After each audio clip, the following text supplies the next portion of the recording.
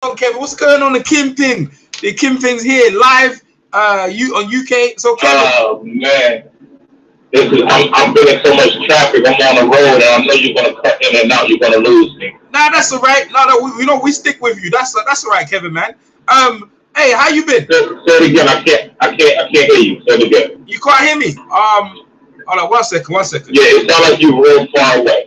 It sound like I'm real far away. It sound like I'm far away now. Yeah, I can hear you very, very little, very little. Okay, I'll tell you what I'll do. Let me call you back on Facebook. That'll be better. 1 second, yeah. No, I don't have Facebook on this phone. No. No. Like on your Facebook where I message you. You don't have no Facebook number? No. I got Facebook on my other phone. I don't have it with me because I'm on the road traveling. Okay, I'll tell you. All right, you know what? I'll call you. Let me call you on WhatsApp right now. Let me see if that's clearer, yeah? Yeah, try that one, yeah. All right, cool. All right, beat you. EJ Boston live here. That was Kevin Kingpin Johnson. For some reason, he can't hear me. That's some bullshit right there as well. Hope everyone's cool. We got a packed show. Hopefully the other guys will join me later. So, Kevin Kingpin Johnson, he faced Anthony Joshua. So let me get this number. I'm gonna call him on my WhatsApp. 1 second. Let's get this party started. As Michael Buffalo might say. Let me see what it is. Get this in. Hey, it rings though, man. Okay, let me see. Oh yeah, you're right. I know. Let me try it anyway. Okay, let me see. He said it's not that number, so I ain't gonna just do it.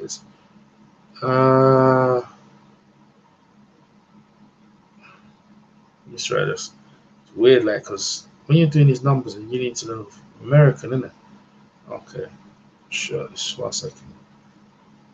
I thought you'd be able to hear me clearly as well. Shit, let me try anyway.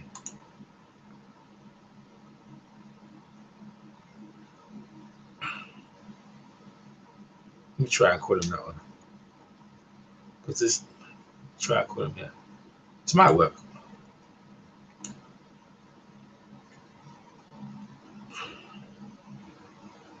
Nah, that actually. No, he said it wasn't gonna work anyway, so. Alright, let me try this. Let me call I ain't got these bloody digits though, man. This is some weird shit. Oh man. How are we gonna do this? Okay. Alright, let me try this. Oh no, this is 4. Dun. Because the American numbers is different from the UK, man. They really are, boy. What's it called? 40. Okay. Bear with me, peoples. Don't worry, the Kingpin will be coming, man.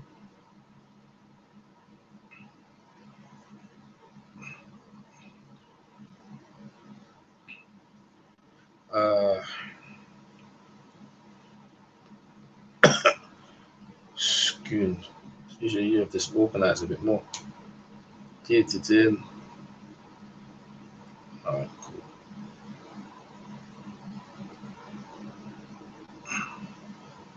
I wonder if we can. 1 second. Because I don't know if I can do it in the UK. This shit is weird because, like, 1 second. Oh man, let me try calling him again. Let me see if we can hear him. I sound real faint as well. Oh man, let me sort my stuff out. Let's see if I got my speakers nice and loud and stuff like that. Let me try again. Kevin Johnson, call him one more time. Because where's my what? Oh no, let me actually just call him. See what happens. The number you can call is not recognized. Check the number and try again. If you need help, please hang up and call. Oh, I know. It's I posted +1 at the front. That's what it is. Yeah, that's what it is. Okay, I get that. Let me try that again. Because you know the American numbers, they dodgy, they funny like that. Details. You try +1. +1.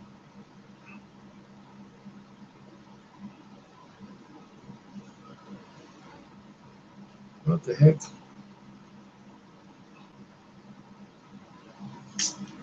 Where's the plus? Okay. Oh, there it is. There's the plus sign. Oh, okay, okay.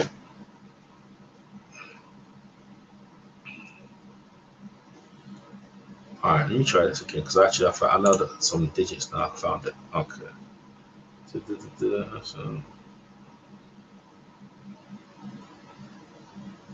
all right, that one. Man, I should have this sorted, bro. Sorry about this, people.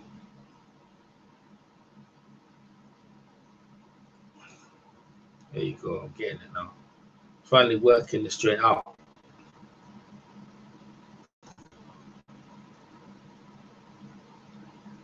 All right, we're done. Now we're sorted.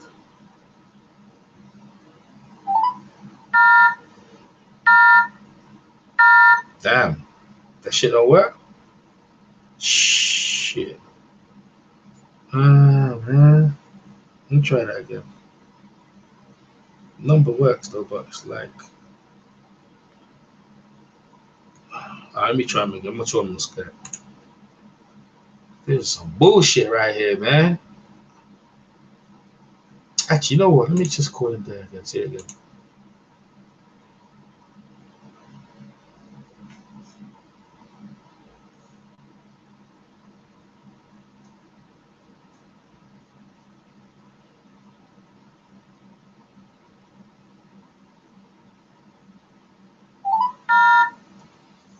Yeah, after this shit ain't working. Bitch ass. Why you gonna annoying?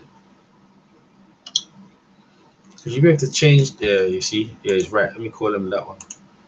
Damn, man. How freaking fucking. Try again. Hello. Please state your name after the tone, and Google Voice will try to reach.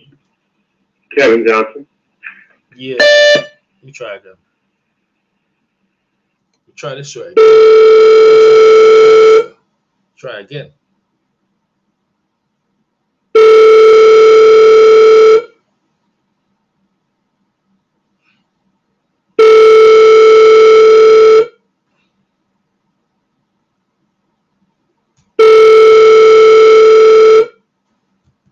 Guess he must be in traffic. Alright, he must be in traffic or something. Hi, you've reached the voicemail box of Kevin Johnson. Yeah, he's in traffic. For some reason, he can't hear me. We're going to go straight to Chop Chop. Marcus Chop Chop Corley. Let me try and kill Chop Chop. Oh, man. That would be a good interview as well. Damn. That's how it goes sometimes. Let me call Demarcus Chop Chop. See what's going on down there.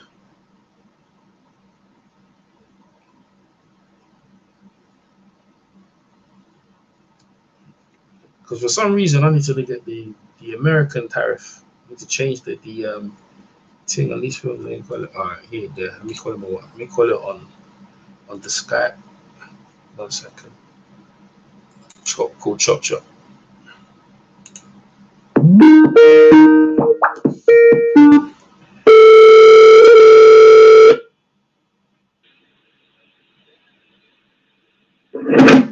Hello, Demarcus. Yeah. Yeah, Demarcus Chop Chop Corley. EJ Boxing Live from the UK. How you doing? I'm alright. What's up? Yo, man. Obviously, you're fighting Vivian Harris in a couple of days, man. How's training going? Training over with. It's just a rematch. Yeah, I know it's the rematch. I'm just saying, how's preparation? You obviously won the first fight, so you confident you're gonna win again? Yep. Okay, cool. So, let's talk about it, man. Why you having a rematch again? I know you had the fight with Hank Lundy, and you feel like, are you trying to have another fight with this guy to try and build yourself up again, or what was the mindset of taking the rematch again? The promoter wanted to promote the card, and he felt that it would be a big seller to do a rematch here in Memphis, Tennessee, in his hometown. This is where the promoter is from. And we couldn't get nobody else to fight me right now. Okay. And the only fight was available was this rematch with Vivian, which he felt he won the first time. Mm-hmm. So it's called the big kickback. Vivian wants some payback. Oh man, yeah, because I was talking to Vivian. I talked to Vivian yesterday. He's on the flight over now because I was talking to him. So I was looking at my calendar and saw the rematch, and I was like, okay, because that fight was that was a very good fight, a very close fight. How you think? You felt like you feel you won clearly, right? I won clearly. He got the knockdown in the first, and then after that, I made adjustments. I knocked him down in the seventh. Yeah. And I outboxed him after that. Very good fight. That was a great fight. So what happened in the Hank Lundy fight? I didn't get all my proper training, all my sparring in, and Hank got a good win. He got a good decision over me. Yeah, man. I mean, yeah, but I mean, this you're still going. You know, the division is still popping, and this is going to be a full fight. So, what we expecting on? What were you going to expect on Saturday? What am I expecting Saturday? Yeah, what kind of fight for the fight fans listening? We live, by the way. We're live right now, so we've got people listening. What kind of fight? Because I you know, obviously, you know, I'm a fan of you from back in the days when you was fighting Mayweather and Cotto. What kind of fight we expecting from you on Saturday? The first one going to be a lot of lateral movement and trying to make Vivian make a mistake so I can catch him early in the fight. And if he don't make a mistake within the first 3 rounds, I'm going to force the fight to him and try to break him down so the fight can be over within 6 rounds. Oh wow, you trying to end the fight, right? You trying to end it? Yeah, I don't want to go 12 rounds. Wow, that's something, boy. That's interesting. Hey, you gonna come in with your special chop outfit? You got a special outfit you made for the fight? Yeah, I designed it. I'm doing the same setup. I just did another level one, and I did a jacket this time with sleeves, a leather motorcycle jacket. Whoa, that sounds real cool, man. That sounds good, man. Because we know you're a dressmaker. You was telling us the last time when we talked to you that you design your own outfits, especially the outfit you came in with the army one. I think when you fought, was that Mayweather or was it Cotto? You came in with the yeah. That was original, man. That was original. And also the Pharaoh. You came in dressed in the Pharaoh when you fought Cotto, right? When I fought Zab. Yeah, you fought Zab. Sir, my boy, when you fought Zab as a Pharaoh. Yeah, very creative, man. Listen, your division's the hot division right now. What's your take on the future with Errol Spence and Crawford just beating Jeff Ford? What's your take on in that mix? Do you see yourself in that mix, and how do you see that fight going? That's gonna be a good fight when it happens sometime next year. I think Crawford is a great welterweight. Earl is a phenomenal welterweight, and I think Crawford needs to get more comfortable at fighting at 147 before he fights Earl Spence. Absolutely. So most people think like when Crawford gets comfortable. I'm talking to Randall Bailey. When Crawford gets comfortable, he reckons that he's going to be a problem for Errol Spence. I didn't say he's going to be a problem because Earl Spence is already built in as a welterweight. He's been there longer than Terrence. Okay, but so basically, you think it's just a good fight, and who do you think's going to win if they happen? Wow. Yeah. I think going to the decision, I think Crawford will win by decision, a split decision, because I think he'll get more rounds in the bank. Wow, yeah. I can see that. The split decision, I can see that. Hey, you know what I was thinking to you? Are you going to put that Paul McCluskey performance on against Vivian? Because that fight you came over in the UK, I know maybe in America not being viewed, but over in the UK, that was one of the great performances. And I remember you were saying at the time, Eddie Hearn didn't want to fight you again after that. Like, they didn't want you in the UK after that. Like, you shut down the whole thing, right? Are you going to put that sort of performance against Vivian? I would try to break Vivian down earlier instead of the later rounds. And I would love to work with Eddie Hearns again, but he don't have nobody for me. Yeah, he don't, like you were saying to me, like after that performance, they kind of like shut you out. Like they didn't want you. They don't want to deal with you no more. You know? Yeah. That's a shame, man. That's a shame because you got so much and you know so much as well. Hey, well, all right, you over in America. I know you know about Wilder and AJ. What's your take on that one, chap? That's gonna be a great fight when it happens. They're all gonna make a lot of money. Yeah. I like Joshua. I like Deontay. I think Joshua has been tested more than Deontay has as far as getting hit by bigger fighters. Wilder hasn't been clobbered the way Joshua has. So I think right now, I think Joshua will take the punch that Wilder delivers and get up and win the fight in the later round. I don't know how Deontay would take Joshua punching power. Boy, man, that's a good point. What do you think about the Povetkin fight? How you think AJ? How you think AJ gonna do with that fight? That little short guy that fights like Mike Tyson. You got to get close to the big guy at the end of the day. If he does, yeah, you know, remember Vladimir was holding him like, because the guy can hit now. So, what do you think? Yeah. If he gets close, right? If he gets close and let his hands go, anything can happen in fighting, boy. Yeah, it could be a problem, man. Absolutely, could be a problem, man. But like, yeah, we have to make sure. So, hey, let's talk about your goals, man. Let's talk about your goals. Like, so you get this fight. Obviously, you're not looking past Saturday. You get this fight. Who would you like to fight in the 147 division? Is it 140 or 147? Oh my God, I'm not fucking with nobody at 147. All right, so this is 140, right? Because I remember you was at lightweight. I remember you was down at lightweight, between lightweight and 140. All right, so who? Hey, so hold on. You got Vivian down at 140. Is this fight at a catchweight?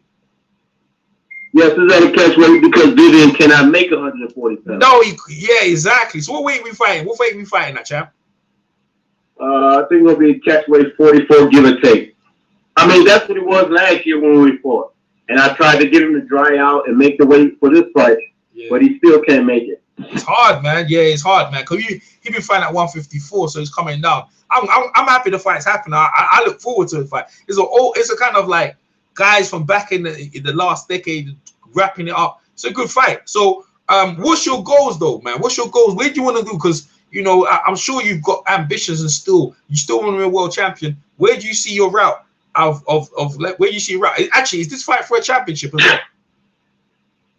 Yes, this for a title. I'm working on my legacy of retirement very soon, so that's what I'm working on. Your legacy, yeah. You know what? You've got a good legacy, man. You got a good legacy. You don't fight in different people's countries. Hey, did you win the Jamaica Contender Series? Yes, I did. Yeah, you know what? I was talking to my boy Knight. I was surprised. You went to Jamaica. How did that work? You ain't Jamaican. Are you Jamaican? Are your parents Jamaican? No. Nope. But they just needed some fighters, so you thought you represent America, right? So there was an opportunity for me to go over there and fight on the show. And I made the best of it. I won the whole thing. Yeah, I know. I heard, man. I was like, wow, man, you been making waves in Jamaica, over here in the UK. You know what I'm saying? You seasoned. You know what I'm saying? So this is good, man. But that was a great achievement, right? You got mad love in Jamaica, right? Yeah, they love me in Jamaica. They can't wait for me to come back. I'm working my way to go back this year. Yeah? Or you gonna go back in the Contender Series, or just go back to fight? Maybe one. What are you looking? Just go back to fight again. Yeah. That's good, man. That's good. Your legacy, exactly. You know, you're still picking up achievements. So this fight is gonna be a great fight, people. Where can we watch it? How are we gonna watch it? Is it a pay-per-view? What means can we watch this fight, champ? I'm gonna put it on my Instagram Live. My son wanted to go Instagram Live. I wanted to do Facebook, but he said do it on the Instagram Live. So I'm gonna do it on my Instagram page live. Yeah, if you could get someone to do both, it'd be really good though. Like Instagram and Facebook, it'd be nice because I think Instagram, when it's deleted, I think after it's gone, it's deleted, right? I don't know if you want it still there. No, I'm gonna make sure it stays there. It's not gonna come off. All right, we'll check in. What's your Instagram, champ? Chop Corley. Chop Corley, you can find that, man. Nice and probably. Another thing I'll talk to you real quick about. You heard about Eddie Hearn and the Zone. What's your take on the Zone? Eddie Hearn and the you know, they got a lot of money Would you like to be a part of the zone?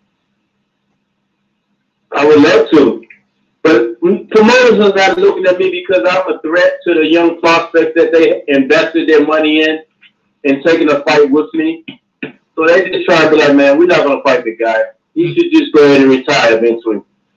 Right. You know, Randall Bailey said the same thing. He said they're just kind of shutting him out in terms of like, you too dangerous, bro. Like, you're too dangerous.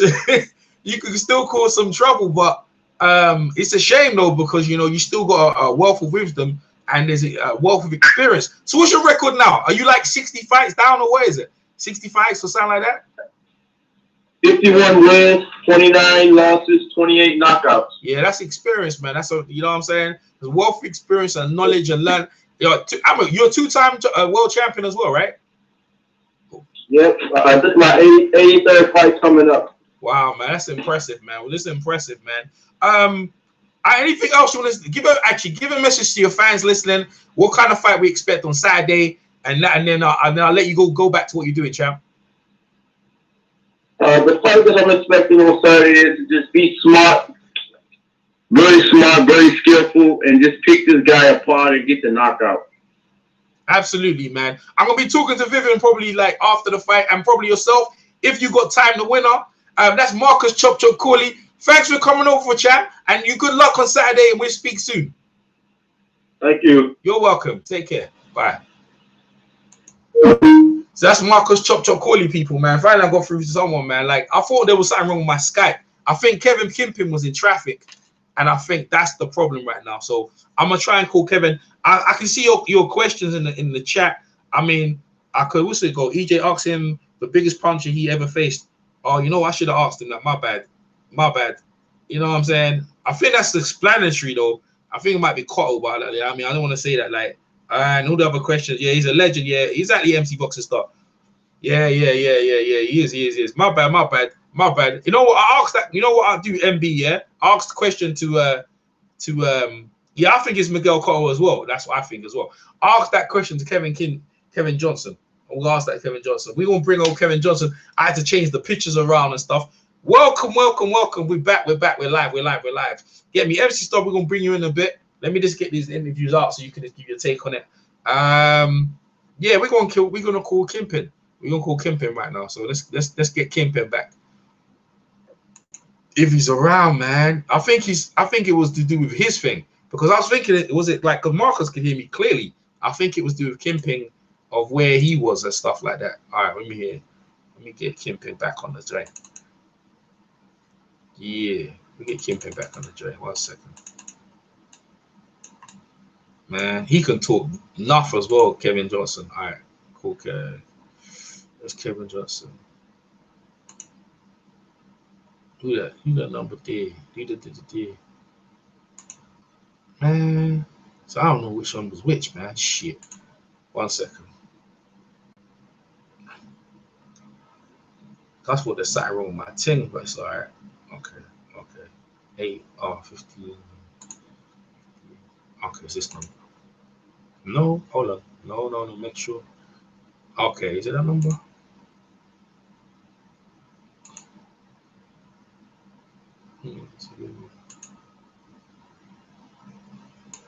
Yeah, it's that number. Let me call that number right now. See if we get him in.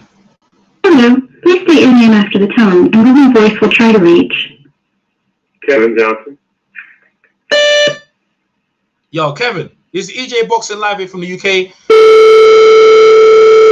Okay, maybe we're getting through.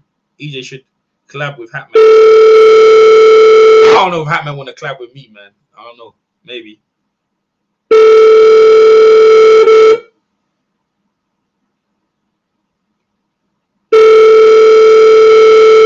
Maybe. If he can, that'll be good. Oh, man. Guess this Kevin Johnson interview's hard, man. Hi, you've reached the voicemail box with Kevin Johnson. Yeah, man. Struggling, man. Damn. Again, he told me he was in traffic, so we're going to keep going. Man. Maybe Hatman. I won't mind doing something with Hatman. But we have to find. I have to weigh up. Let me see.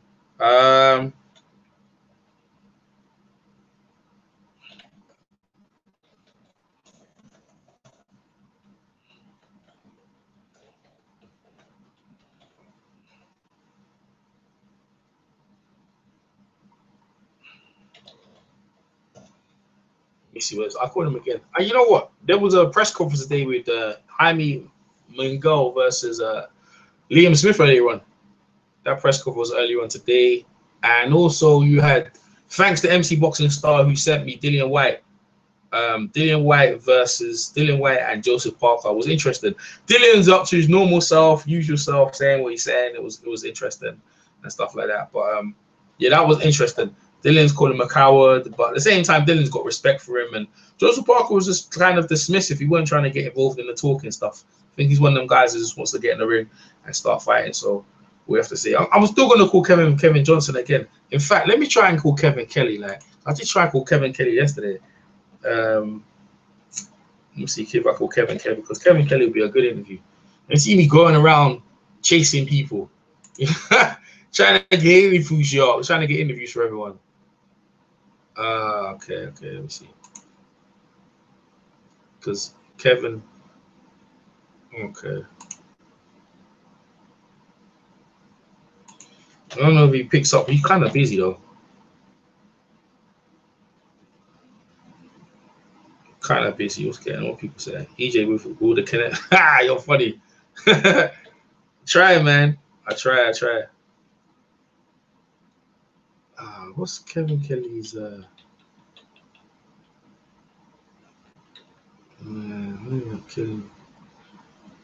man. 1 second. He don't pick up. Most of the guys, they kind of have their wives on the phone and stuff like that.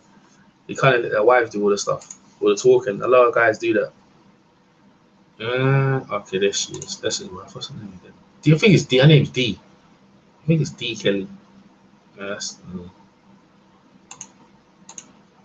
me see if I can find her. D. I know I can do it. Yeah, I'll find it here. Find it. Okay. Suggest. Oh, let me do. Okay, D.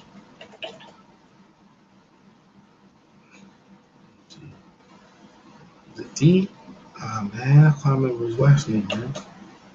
1 second, guys. I'm trying to bear with me. Try to get you call Kevin. And I thought I had it all lined up because I just called Kevin earlier on. I had it all lined up, man. I was like, damn, man. Annoying. Talked to him earlier on. You know what I mean? He said, yeah, give me his number.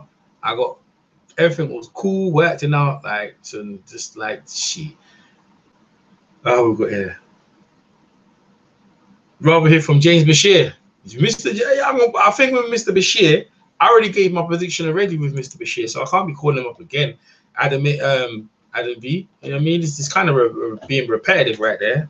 So that's the only reason why I probably wouldn't call him again. But I'm definitely gonna call him after the fight.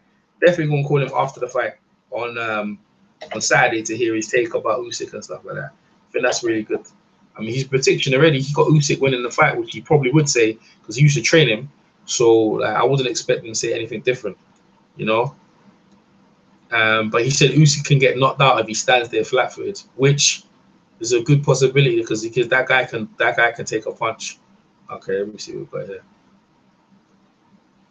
Oh man, let me see what's going on there. Okay, here we go. Let me see if I find my numbers. Where's my numbers at? Okay, there's Kevin. There we go. Let me see if we try and call Kevin Kelly. We've got Kevin Kelly's number right here.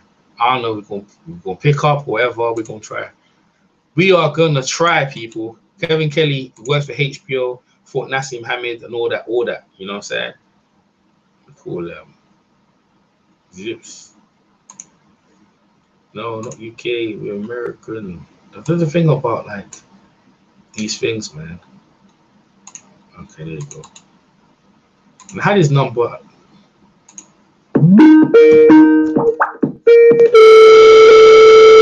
We'll find out. I ain't talked to them for a minute, so whether they talk to me or not, I'm not too sure because they might be busy. Hello? How you doing? It's EJ Boxing Live from the UK. How you doing? Good. How are you? I'm fine. Is Kevin around? I'd love to get interview him. Excuse me, can you say that one more time? Is Kevin Kelly around for an interview? No, he's not. Okay. Do you know if I can get interview sometime this week or anything? Or who? Pardon? On Kevin Kelly? Yes, you can. You want me to give? I'll give you his phone number so you can contact him. Oh, that would be great, man. I'd love that. I love that. Yeah, yeah. Hold on. Let me see. Let me see. Write that down right now. Okay, you can give me his number. Yeah, it's 702. I'll just 1 second. You know what? Man? Actually, 1 second. 1 second. Let me. Are you on Facebook, isn't it? Yes. You're on my. Yes. You're on my. Yeah, you're on my. You're on my. Oh, so you're the one that we went into the hotel and did the interview. Wait, correct? Nah, that's not me. What? Oh, you talking about Is that Apollo James Jackson, right? The one with the suit. With the suit? No. Okay. I can't remember. No. That's all right. That's all right. You see what boxing does to you. You see what boxing does to you. You run the Nevada Boxing Hall of Fame, and this is what happened. That's all right. Are you coming? Are you coming out for the gala? I hope so. I'd love to. But you see, see what it is, yeah. Like I'm doing a live show at the minute. I'm doing a live show, but I'm just trying to get numbers. So I don't want you to give your number out lively to everyone. So if I can like message it privately, just get your number privately that way, that'd be good. Oh, no, you send it. Do you send it to me? Okay. Yeah. Okay. Let me see. I got a message here. All right. Cool. All right. Okay. I'll call Kevin then. Yeah. Okay. Yeah. Okay. Thanks very much. We'll talk to you. Take care. Okay. Bye. I got a message here. She sent me. I know she sent me a message right here. That was Kevin Kelly's wife, man. Don't be. Yeah, you can't be having people's number. Yeah, she's lovely, man. She's lovely. Right. Yeah. No. Where's this number? She sent me a number. I thought I got a number here. I thought I saw a number actually. I don't. Man, I thought I saw a number here. There ain't no number. Shit. Damn. Man. Shit. Forget it. I can't bother, man. I can't be chasing people up, man. Damn, this is just like awkward. You know what? Awkward. Because I usually get people. I'm usually more organized than this, man. Come on, EJ. You should be organized. And I think I forgot her name as well. Like, okay, I'll find it. 1 second, I'll find it. She was just about to give me his number as well. Okay, let me find that. Let me find out 1 second. I haven't talked to her for like years as well.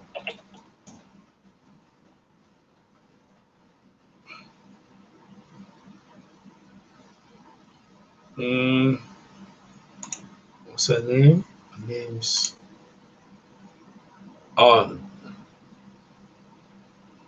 is Dawn? I don't think it's Dawn. Is her name Dawn? I think it's Dawn.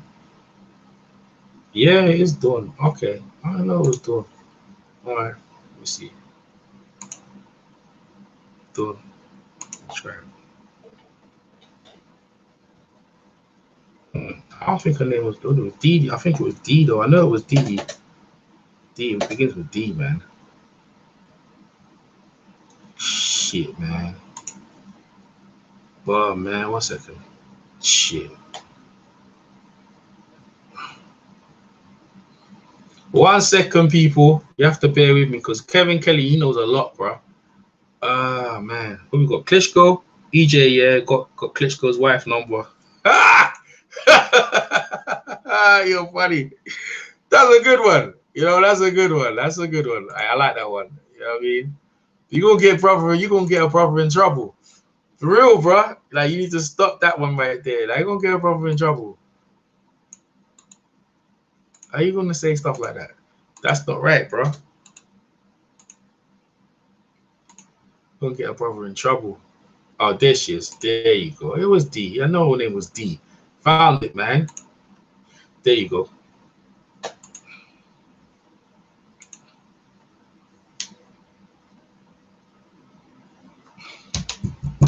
I'll just call her now. Man, I know her name was D. It's the Dawn, but I think they call it D for short. There you go. It's D. I know her name was D. It's like, damn, man. I should have known a number.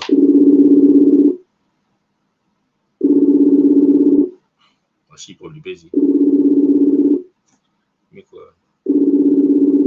Nah, she's probably busy. But I'll just talk to you.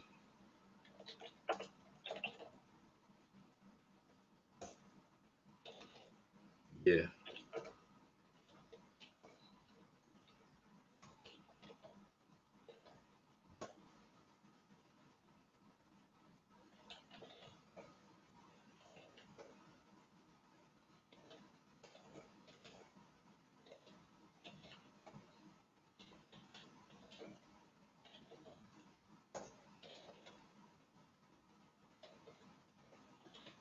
Yeah, let me get Kevin. There you go. Let's call the. All right, let me go back to Kevin Johnson. Let's go back to the Kingpin. Talking jive. Let me go back to Kevin, the Kingpin. What's his name again? Yeah, let's go back there. Because we already got Chop Chop. Hello. Please state your name after the tone, and Google Voice will try to reach. Kevin Johnson. I swear that shit fucks me up, right? That shit fucks me all the way up. You see, it freezes, yeah, and then it's like Kevin Johnson, and you think you're gonna give a message. Yo, Kevin. Hello? Yeah, you hear me now? You hear me nice and clear? Yeah, I'm about to call you back because I'm on the road traveling. I got my GPS going on. Can we do this tomorrow sometime? Oh, yeah, I guess so. Okay, I'll call you tomorrow around the same time. Is that all right? That's perfect, baby. All right, man. Nice one, Kevin. Let's go then. Take care, bro. Yes, sir, baby. Okay, All right, bye. All right, see, we finally got through him, and I sounded clear. Fuck it. I was going to say. Let me call I got Torino Johnson, man. Shit. I got numbers. Torino Johnson, he was trying to fight, who's going to fight? Triple G. I got everyone's number. This guy's funny, man. Nah, he ain't there. Shit. Torino Johnson. Oh, man. I guess that's it, man. That is it. That is it, man. In terms of numbers and whatever, if Kevin Kelly's wife gives me a number, which I'm not too sure if I can get that number, it'd be really good. But I haven't talked to Kevin Kelly for a minute. So, you know what I'm saying? I haven't talked to Kevin Kelly for ages. I don't know how he wants Ronco. He can talk. Me and Kevin can talk. He can talk for ages. I haven't talked to them for like, what year was it? Like 2014. You know what I mean? That's like it's a long ass time. Yeah, Corley always thanks. Like I got some more numbers though. Let me see what's going on. I got some more numbers though. Like, let me see if I could, my old peoples, I can try and call up. 1 second. We're trying to talk Spencer Spirit from Sky toe to toe, but I guess he's busy today, so we're gonna try and call the other people's. See Kevin. I guess I got through to him anyway. You know what I'm saying? Here we go. Where's my train at? He's busy. You know what I'm saying? These guys, they got things going on. Like I said, Marcus Chopra-Chorley's got his fight. What's it? Michelle Joy Phelps. I got Michelle Joy Phelps' number, but she don't like getting interviews, man. I got Michelle. I got Michelle Joy Phelps, but Michelle Joy Phelps, man. But come on, man. Come on, like, what we gonna do? Like, talk with Michelle about boxing? Like, come on. No one, people just there looking at Michelle other way. They ain't looking for boxing, Miss Phelps. Like, y'all funny. big G London, you're funny, man.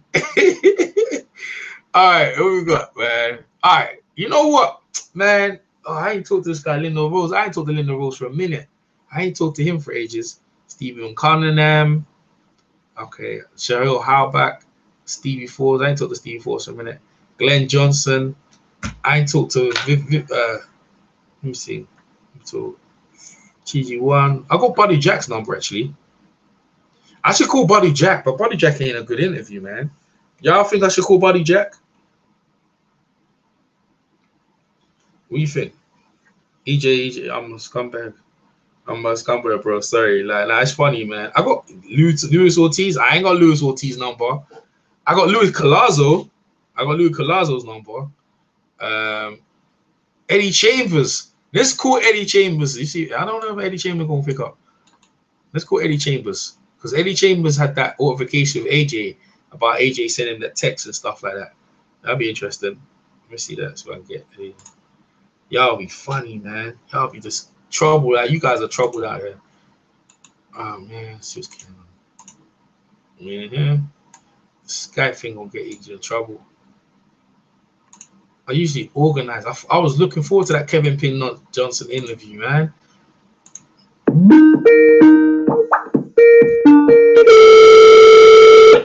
Eddie Chambers, man. Yeah, we call Eddie Chambers. Eddie Chambers. Eddie Chambers. EJ Boxing live from the UK. How you doing, champ? I'm good, man. How are you? I'm fine, man. I haven't heard you for a minute, bro. We're gonna talk some boxing. Are you available? Are you available to talk some boxing? You good? Yeah. I'm actually good. I'm good. I'm good. All right, cool. So what's going on? Where you been, Eddie, man? What you been up to, bro? Honestly, man, just staying in shape. Basically just doing the basic thing like just working and just got to keep money coming in. So, but I'm still holding out. Hopefully, there's something available for me soon somewhere. Hopefully. So what's going on, man? Are you fighting still? Are you fighting anyone? What's happening there? Right now, I'm actually, oh gosh, I'm actually planning on fighting. Hopefully, in the coming months. I'm not sure exactly when, but it was actually there's a couple dates in September in my area, so I think I just get warmed up and to maybe get back in somewhere around maybe I was thinking September, but we're probably November to be sure.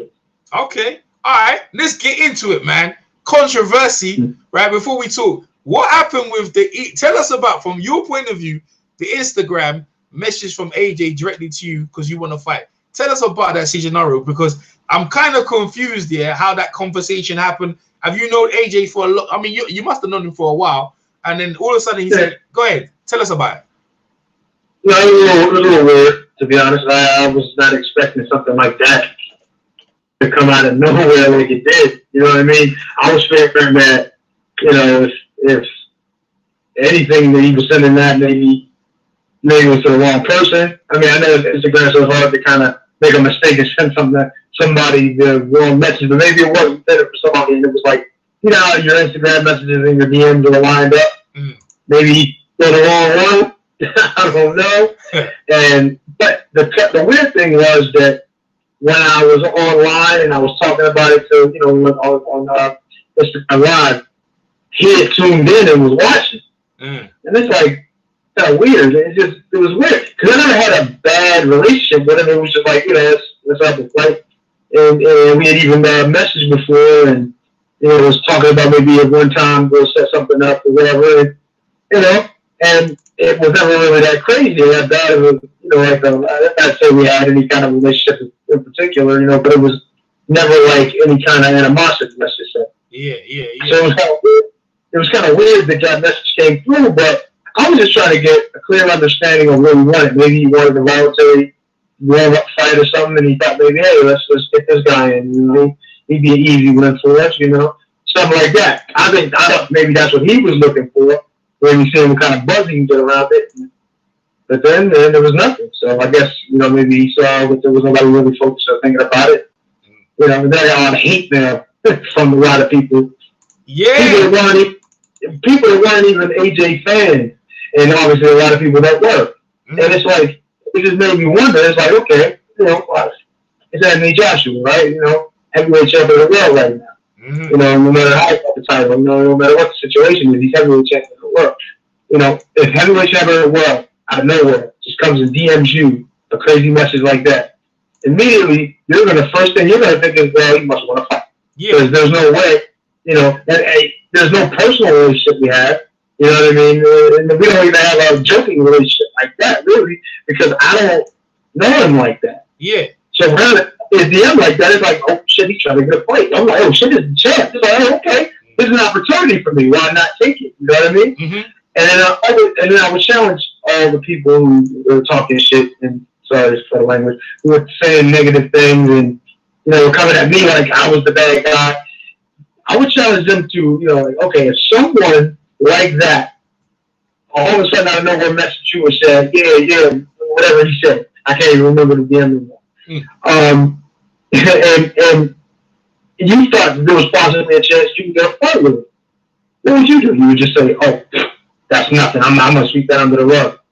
I mean, I honestly toyed with the idea because that whole jumping in and getting into a big fight thing doesn't really entice me. My thing is, if I'm going to get in there, I want to make sure I'm the best version of myself so I got a chance to win. I'm not getting in there just for him to showcase. Fuck all that. I mean, sorry, once again, I shouldn't say. It's adult show. We adult show. Go ahead, talk. Go talk, champ. Go ahead.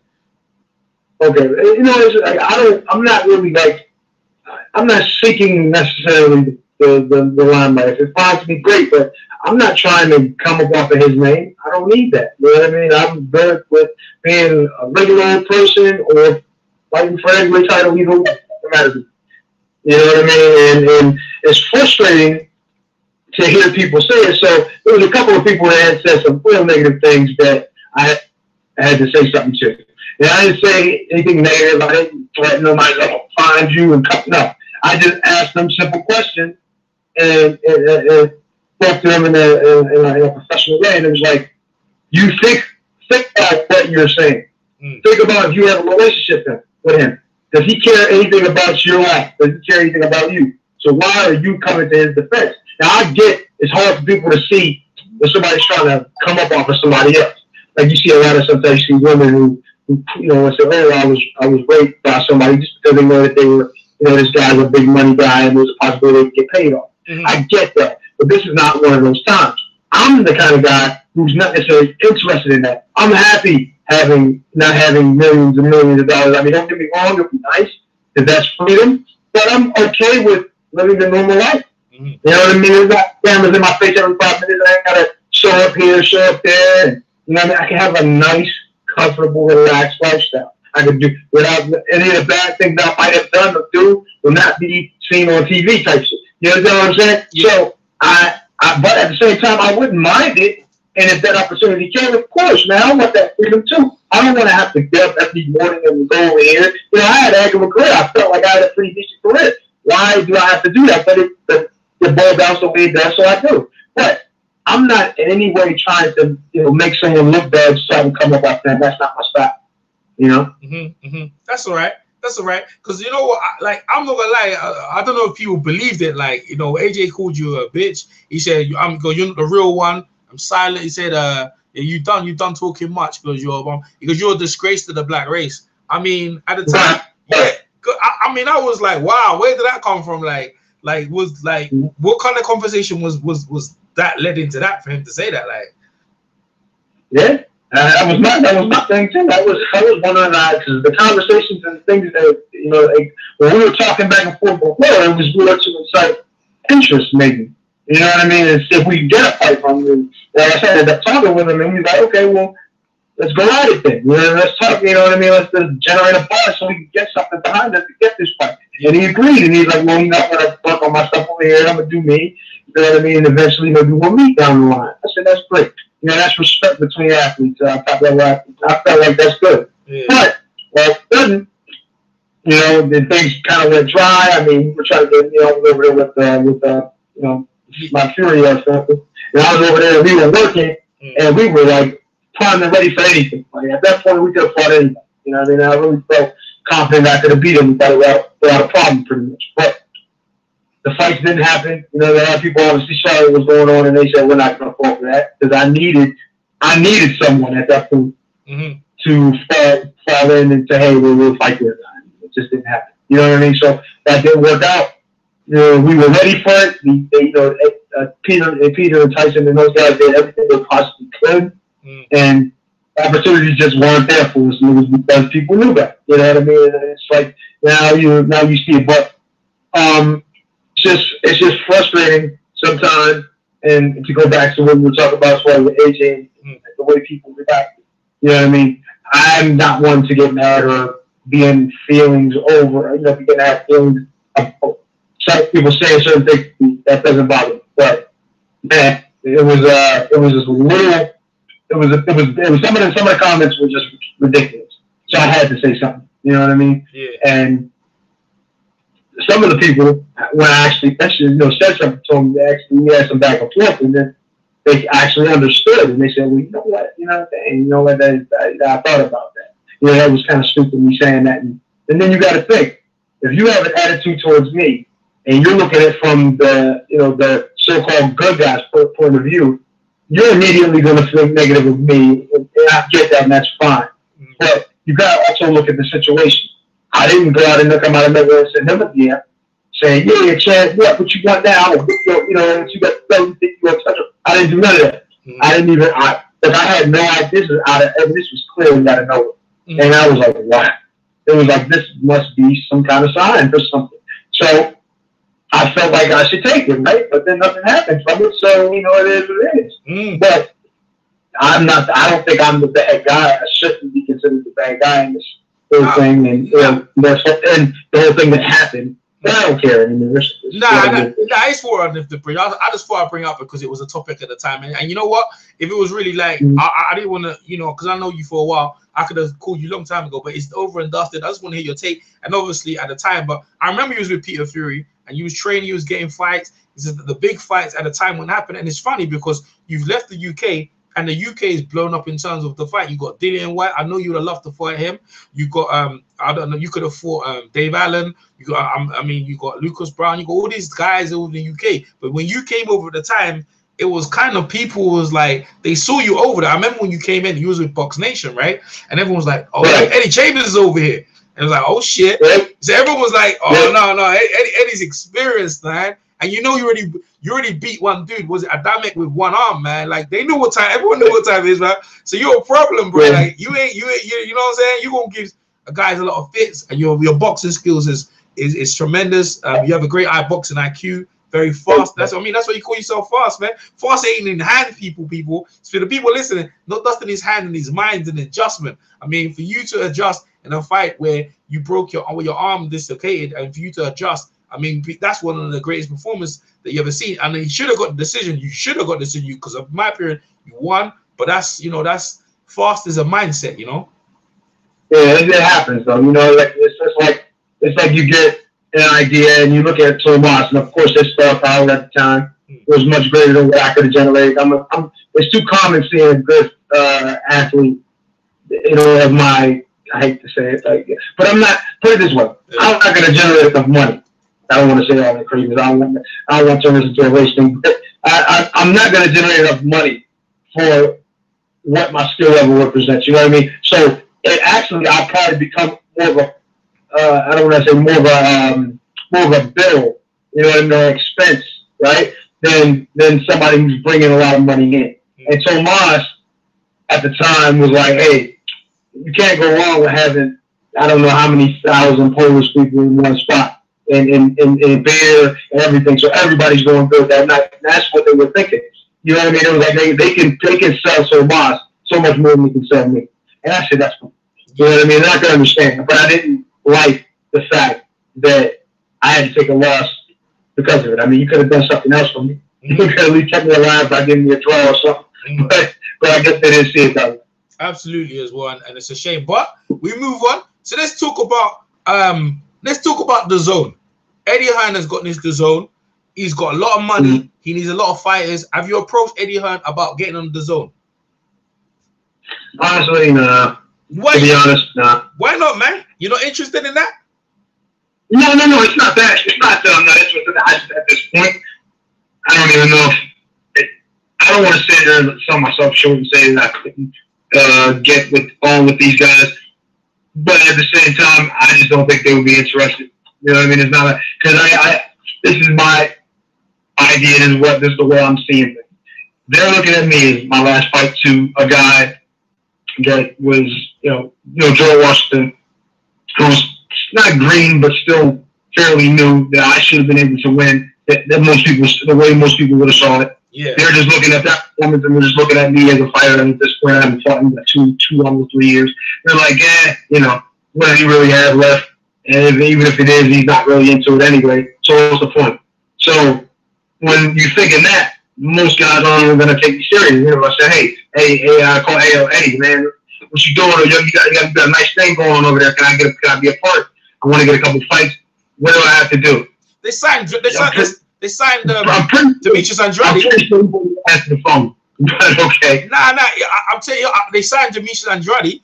I mean, look, man. Look, he got money. He needs fighters. He got dates. They're signing everyone in the States. I'm just saying, like, you know what I mean? Like, you know, you put yourself you get yourself in the zone against one a name fighter. You back in business, man. I mean, that's what you want to be. Yeah.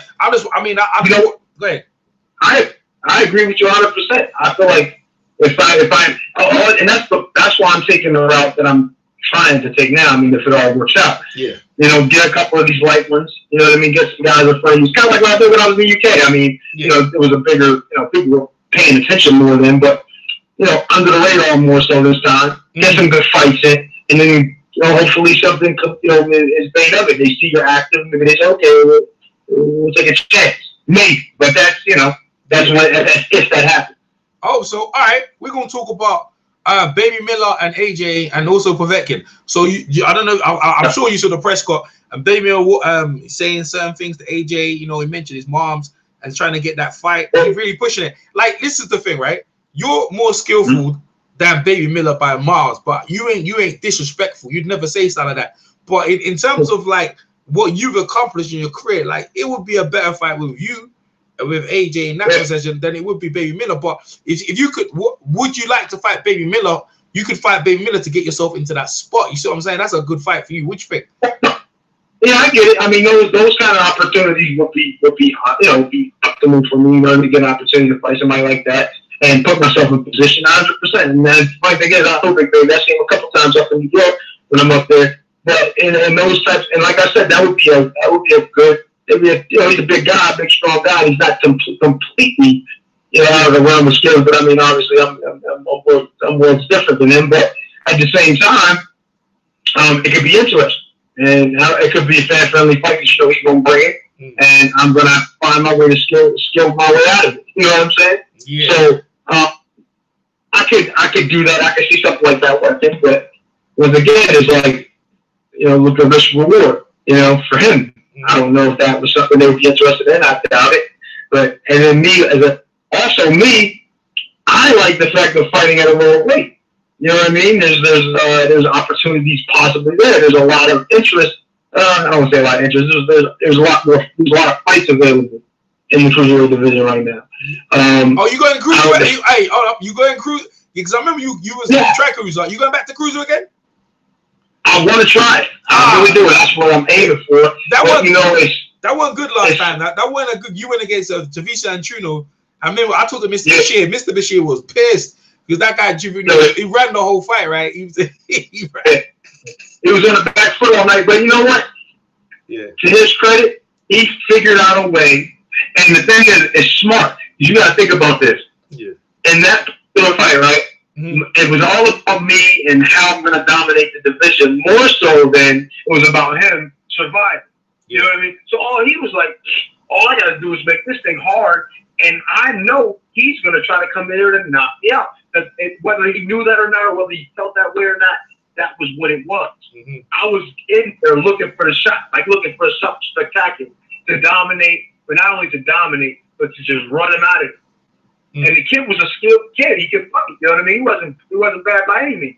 But when you're in that kind of position and you're forced to do things that maybe you shouldn't try to do or maybe you don't need to do, and instead just go win the fight, then, you know, my mistake was I fed into all of it. Oh, you got to knock him out. Oh, you got to do this. Oh, you got to do that. And then that's how you end up getting beat.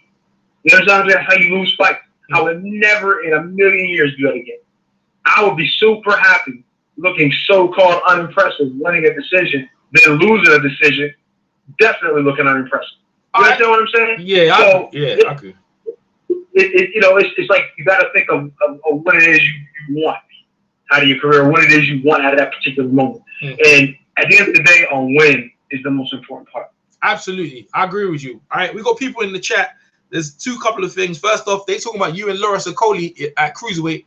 And I'm gonna say, like, either that or the winner of Usyk fighting this weekend. But let's talk about Lawrence Okoli. Would you think that would be a good fight if you're going to get down to cruiserweight? Could you see yourself fighting him? And this is what I'm talking about with Eddie Hearn. Got a lot of cruiserweights, and they got a couple of heavyweights. I mean, could you see yourself fighting Lawrence Okoli? You got a lot of experience. I ain't gonna lie. You know what I mean? How do you see that fight? I know you know who Lawrence Okoli is, right? That name sounds familiar. I haven't really seen much of him, but obviously, as soon as we get done, I'm gonna go check it out. Just so I can look.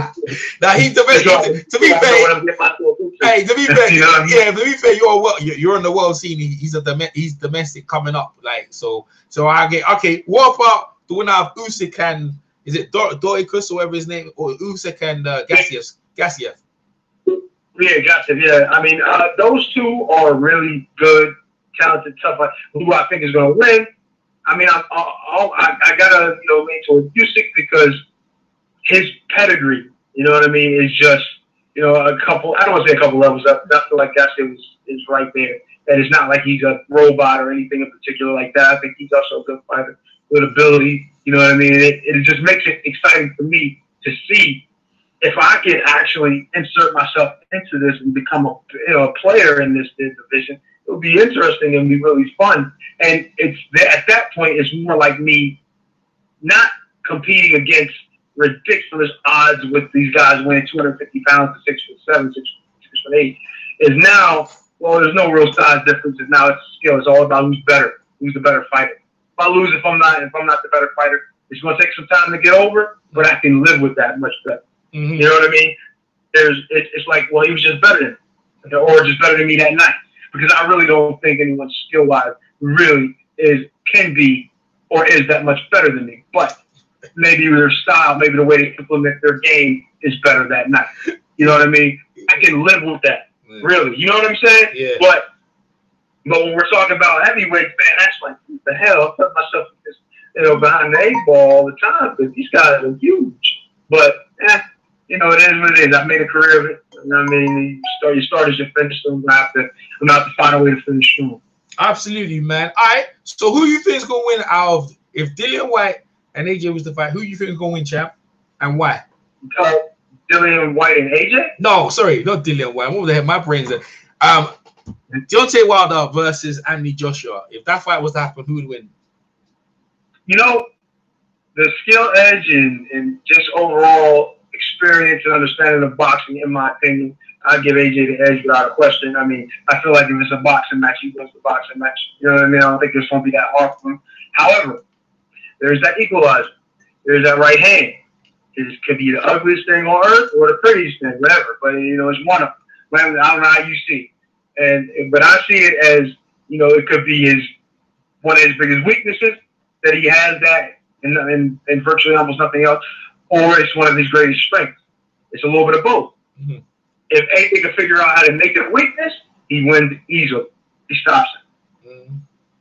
If Wilder happens to land it clearly and understand and boxes better than I've seen him box in a while, obviously it's going to Wilder. But Wilder always going to be in the fight. There's not a time and not a person on this earth in boxing gloves that if he's in there with them for any particular amount of time, and I'm convinced this now, that if he has an opportunity to land that shot that he landed, there's a good chance you're going to lose the fight. Wow. Just because he has that equalizer. However, like I said, it could be one of his worst, his biggest weaknesses, because as I've been watching, I don't know how much better he's gotten since he started. You know what I mean? As a professional. Mm-hmm. And I'm just watching and I'm saying, man, this guy's supposed to be the big deal, and I'm not seeing world-class skill. I'm not saying he doesn't have talent or just ability to do things and athleticism. I'm just saying the skills that he's attained is not where you would think a heavyweight titleist would be. Dillian White. That's the Deontay Wilder, right? Yes, that's what I'm Deontay Wilder. But he's, like I said, it doesn't matter. The job gets done, and he gets the job done consistently. He's not everybody else he's been in the ring with. You know what I mean? Obviously, one guy won the decision, but everybody else not made it to the end. So Like it or not, that's what it is. And you can say what you want until somebody beats them or until somebody goes a distance or something like that. You can keep saying it. You know what I mean? It's fact. Let me ask a question about the 50 mil. So Deontay Wilder's people offer AJ 50 mil, and like, you know, the back and forth. Let me ask you a question. If a fight offered you 50 mil, would you take it? Would you agree with it, or would you want to look at the terms and try to have it in that scenario? I mean, he got offered 50 mil to get the fight. In that scenario, I know you heard about it. What was your take on that situation? I mean, if it was you, would you take the fight? Would you have took the money? If somebody said, I'm going to pay you $50 million, look, there's not a lot of things you wouldn't at least think about doing for $50 million, let alone doing something that you do every day anyway. Come on. Now, listen, you offer somebody that kind of money. Now, granted, these guys are making, well, AJ, I'll say, is for sure making maybe not $50 million per fight, but, you know, in a few fights he can make that.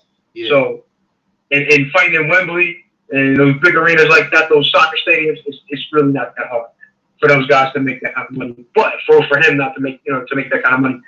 However, when somebody offers you that, you got to really think. And if it was me, first off, there's no question I'm going to have my people look at that. I'm going to mull over it. But listen, at that point, it's not, oh, okay, well, are we going to do it? No, we're doing the shit. There's no question that we're going to take that. That $50 million is more than enough. Then you're asking me to box for $50 million. Yeah, come on, man. You know, people box for a lot less than that, right? Yeah. You know what I mean? And people get a lot less coverage than for that, right? So why and where's the complaint? When I see these guys talk about, man, no, I ain't fighting you unless I get 60, man, get out my face.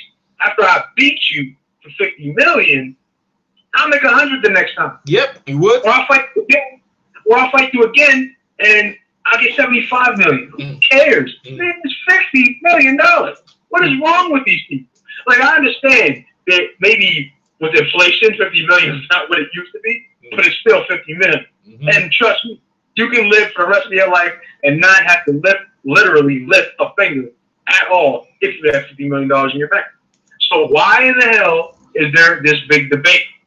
I get it. There's a principle of the whole thing, right? Yeah. And like I said, these guys can find ways of making that money. But don't slap other people and other athletes in the face by turning down $50 million just because you think you deserve more respect in this particular backup. I get that, but this is still money. And if you've never made that much money before, you have to get. That's what I'm saying. Yeah, no, I agree with you 100%. I already, you know what I'm saying? That's what I'm thinking. We got some other questions before we wrap up. Next question is, what do you think about Dillian White versus Joseph Parker? That's announced coming up this weekend.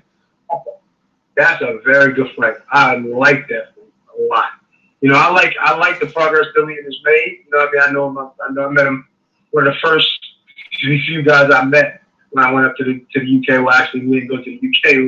It was in Belgium the first time, and it was one of the coolest dudes. I actually had a relationship, speaking with him over social media and different social media outlets before I met him.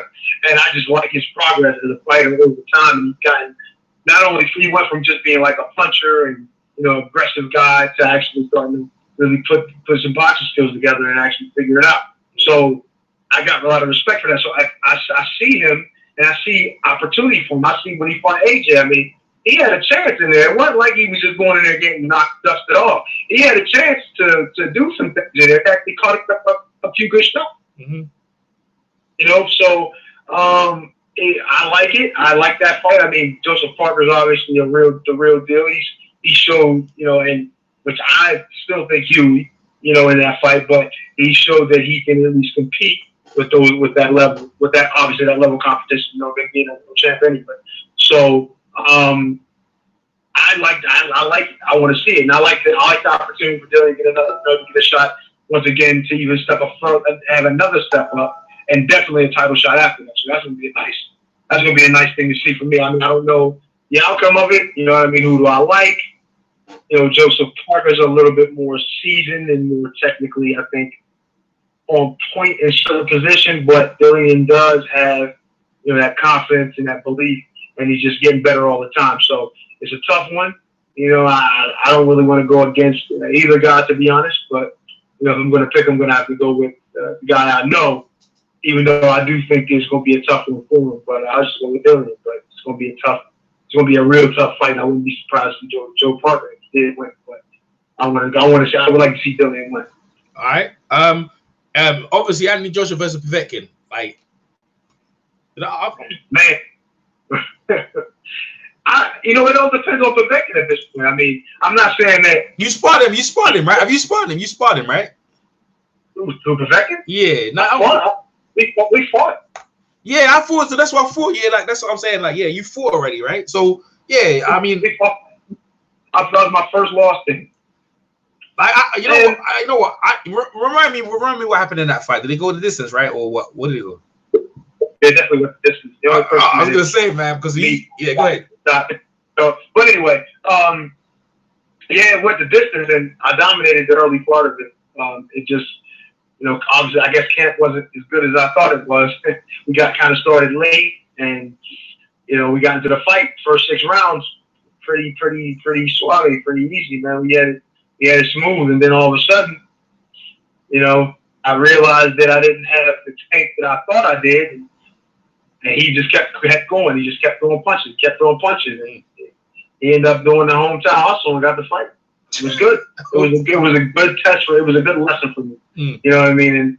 And that's why I got the title shot the next time up. You know, because I learned a valuable lesson there. So I've been in the ring with Povetkin. What's your take on AJ? I don't know if I don't know if you sparred AJ or anything. What's your take on that fight? Like, how you think Povetkin could win that fight? Could you see Povetkin winning the fight, or how you see that fight going? As you said, AJ is a good boxer. No, I mean, I think there's without a question that AJ has a chance to win the fight. Povetkin has a chance to win the fight, but AJ is getting better as well, and he's developed. He's a different fighter than he was obviously when he turned pro, which is obviously a good thing. And he's got a lot of confidence. He got himself in the right frame of mind, obviously, with how boxing and what he needs to do as a fighter. He's starting to be a little bit better at using his size and length. You know what I mean? That he has over shoulder, smaller guys. However, Povetkin has a great deal of experience. Former Olympic champion, former world champion. You know what I mean? He's been around for for a very long time, got a lot of experience, and he's got that championship pedigree. He's been the best of them. And styles make fights.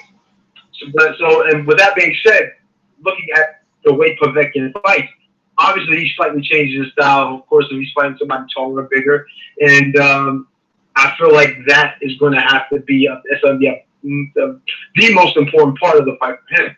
And honestly, his age and how he's, whether he deteriorated as a fighter or not. Is he still that same guy that was knocking a few of these guys out in the first round? Is that who he is, or was that the drugs talking? I mean, I don't know. I mean, I'm not trying to bring up some negative thoughts on him, but Povetkin, right? Yeah, that's a good point. Yeah. That's a good point. Go ahead.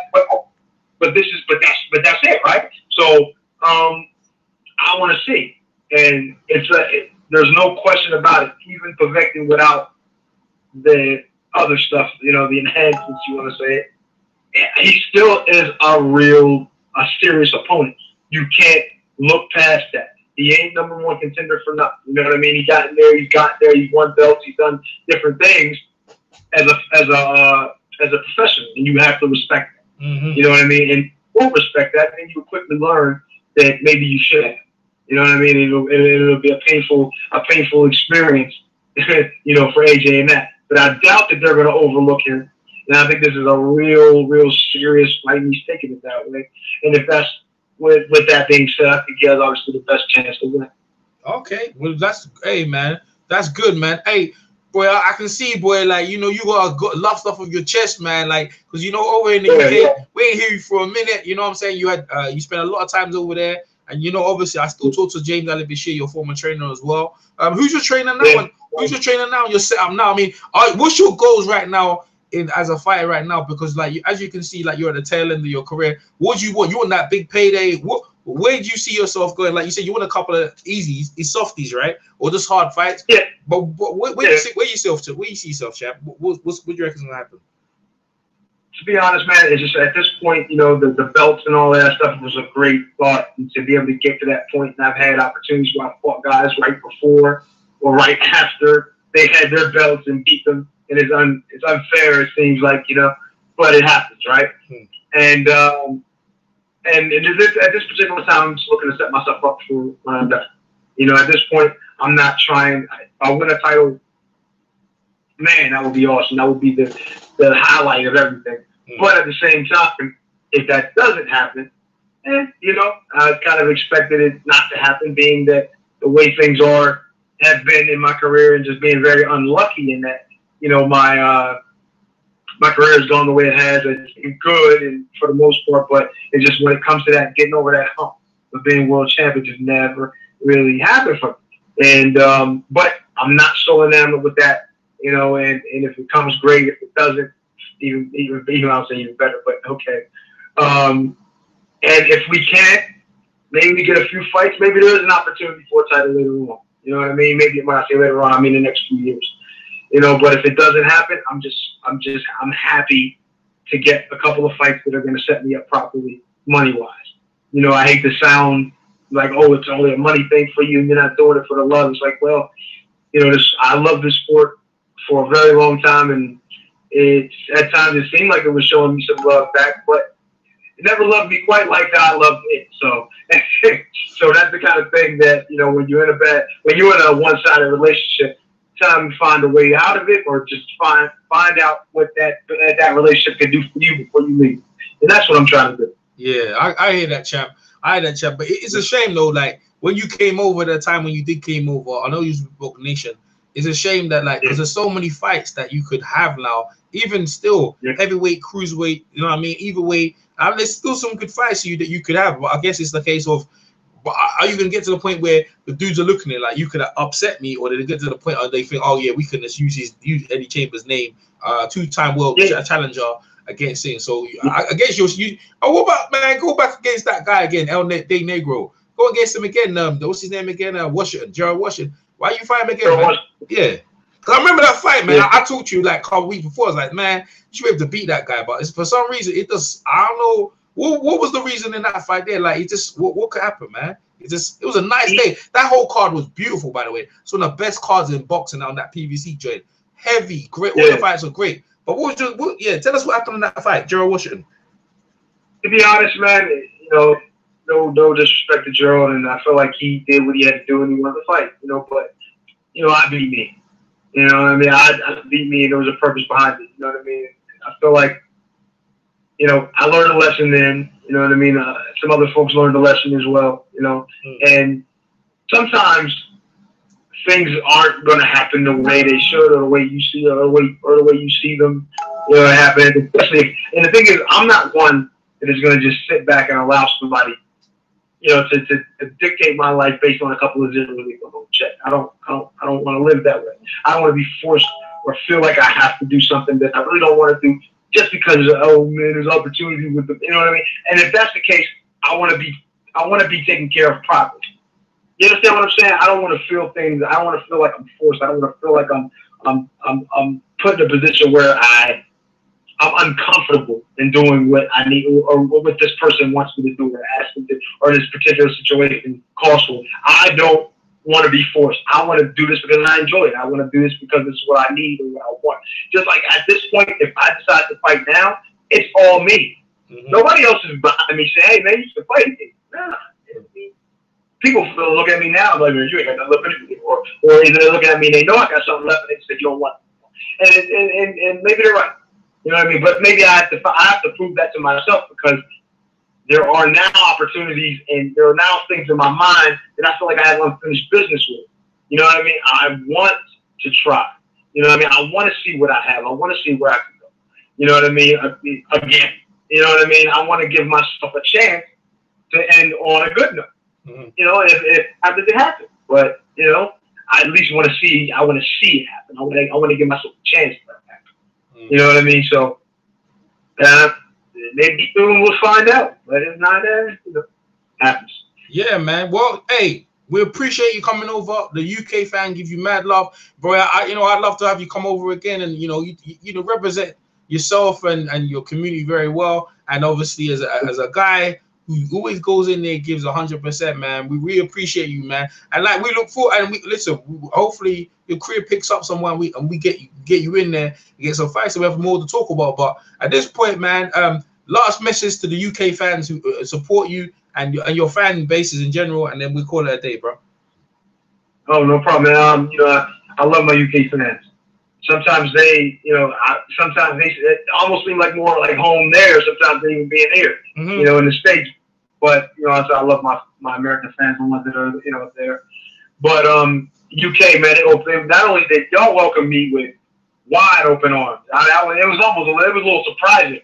You know what I mean? You don't think another group of people would be so accepting. You know what I mean? But it was really, really nice. You know, and enjoyed my time there, and even the ones that still support me to this day. You know, it makes me want to keep doing. You know, even if I wanted to get away from it, and I just couldn't stand the sight of a boxing ring. You know what I mean?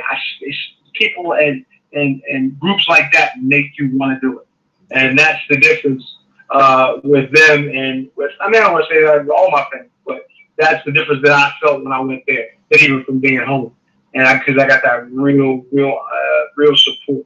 You know what I mean? I loved it. And shit, if I get the opportunity, I would come back and do it again. Yeah. And hopefully that's in the cards. Maybe it will be. Yo, man, like I said, man, you get a couple of wins. Eddie Hearn's over in New York, so it ain't far from Philadelphia. But I know that, you know, you're over there. You got that the zone thing going on. He's signing fighters. Hopefully, like at some point, you get yourself hooked up on that joint, and we see you on like we saw you in the PBC. Like, I mean, you hooked up. You got Al Heyman in the PBC. You got Bob Arum over there. So you know what I mean. You're still a name like out there. I'm sure there's some fights for you out there that you can get in as a because you. What about you and Amir Mansour, Hardcore Mansour, man? That'll be a nice fight, right? Both from Philadelphia. But he's from Jersey, I think. He's from Jersey, but there's some. Jersey and Philly. Well, Jersey's actually closer to New York. Yeah, where I'm at in Jersey is a little bit closer than Philly to New York. So yeah, I'm a hop, skip, and a jump, literally. From New York, and where Eddie Hearn will be there, he's there. So then I could like show up at his hotel, like, hey man, look, I'm trying to get on with you. What's up? Yeah, I could do that. Yeah, I could do that. Everyone, that's Amisha. That's how Andrade got in, because Andrade ain't fight for a minute. I know he fought a heavyweight. Yeah, I know. Yeah, he got on. He's another one. He's another one, man. That kid got a world of skills. It's just, you know, it's hard sometimes when things happen outside of the ring. They take away your opportunities inside it. It's the same. But this is the business of boxing, and that's how it's been. And it's like, it gets a little frustrating sometimes, you know. And I can see him, and I know him actually. You know, we talked before. Actually, when he first turned pro, I was doing commentary for one of the fight shows locally up in AC. And he was there. He was a real nice kid, real impressionable, real good team kid, and he was also extremely skilled. So you know, I had a lot of respect for his ability. I watched him in the Olympics too. So, but he was good. And he has the ability. It's a little frustrating sometimes to watch somebody else basically dealing with what you're dealing with. It is worse because he's undefeated as a former champ already, and he's still struggling to get fights. Yeah. So, you see how things go, man. It's a business first. Yeah. Clearly. Yeah, bro, it definitely is in that, man. All right, chat, man. We took too much of your time already. We appreciate you even picking the phone, and you know that obviously this has happened organically. So EJ Boxing Live with Fast Eddie Chambers. We appreciate you, and we'll talk to you very soon. Hopefully, before your next fight. Oh, hopefully, man. That'd be great to see. That'd be great to talk to you, and hopefully one day I'll be able to see y'all again, man. Out there in the UK. So have a good one, man. All right, man. You take care, champ. Talk soon. Bye bye. You too. All right. Bye bye. I ain't gonna ask him about Dave Allen, man. DG London, like they asked him about Dave Allen, nah, man. Come on, man. Like he don't even know who Dave Allen is. This guy's a world challenger, like Povetkin and Vladimir Klitschko, AJ. He's a world guy, innit? He fights at a world level, bro. He ain't gonna fight no Audley Harrison, Hamid. Go and ask him about Audley Harrison, man. Come on, man. Like stop that already. Y'all be you guys are funny, man. Y'all asking some silly questions, man. If I ask them questions, he ain't gonna talk to me no more. He ain't gonna talk to me no more. Like, come on, man. Like, come on. Be sensible. Be sensible. You have to ask sensible questions. Like, sometimes I'll be too busy in interview that I forget, but I still appreciate you guys over there putting your questions in there. But you have to ask credible questions. Like, Hamid Hamid didn't even know who Kevin Johnson is. Kimping Johnson is. Now you have to do your homework out here, bro.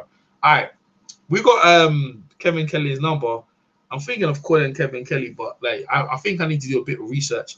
I know Kevin Kelly who fought Nassim Hamid. We're gonna call him in a bit, and that I just got his number from his wife. Yeah, but what I need to do with that one, I think it's a case of do some research because I think he's gone into the Hall of Fame.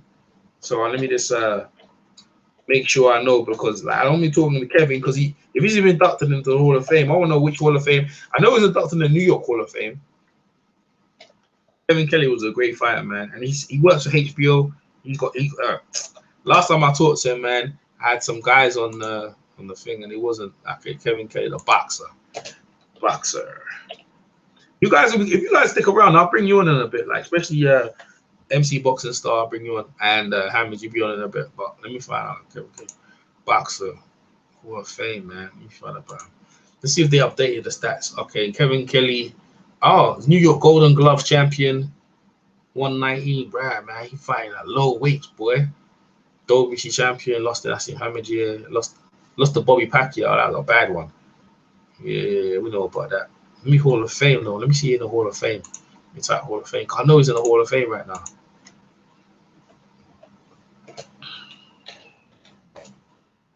Yeah, because his wife, because last time I talked to him, these are all things, yeah, like, okay, Kevin Kelly's rated a 20-year career. He should be in the Hall of Fame because Nassim Hamid's in the Hall of Fame. Oh, 20 years ago against Nassim Hamid. What Hall of Fame is he in? He's in the Boxing Hall of Fame. I think in New Jersey Hall of Fame. Oh, yeah, there you go. What Hall of Fame he was in? He was inducted into the box. Which Hall of Fame was he inducted in? Let me see the Hall of Fame.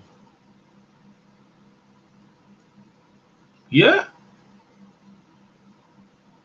Oh, no, they photographed at the Nevada. Oh, he's inducted into the Nevada Boxing Hall of Fame. Real? Shit. That's nice. That's a good look.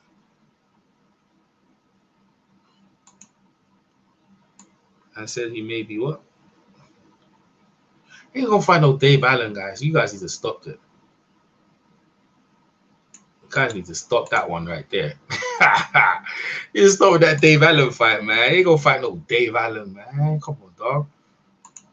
Dave Allen. Shit. Is he boxing in the Nevada Hall of Fame? Oh, 2018. Let me see the induction. Is Kevin Kelly gonna get in the Nevada Hall of Fame? I think he's gonna be inducted in it in the Boxing Hall of Fame. Let me see. Shea Mosley. Yeah, Kevin Kelly. He's inducted. Yeah. Yeah. He's the class of 2018. Yeah, we're gonna talk to Kevin Kelly about being inducted. So Kevin Kelly is gonna be inducted into Nevada Boxing Hall of Fame this year. Oh, he was inducted already in February. Ali, okay. This was in February the 15th. These are the inductees. He was inducted. Okay. All right. 28. We're going to call Kevin Kelly now. Let's get a good picture up. Get a good picture of Kevin Kelly before we call him, and then we get this party started. Kevin Kelly. The man. That's my picture. I made of him, actually. There you go. There you go. That's a good picture. Kevin Kelly inducted in. I said, don't be scared. For Nassim Hamid, man. Y'all know, if you don't know who Nassim Hamid is, y'all know who Kevin Kelly is. You don't know boxing. EJ means Dave Allen.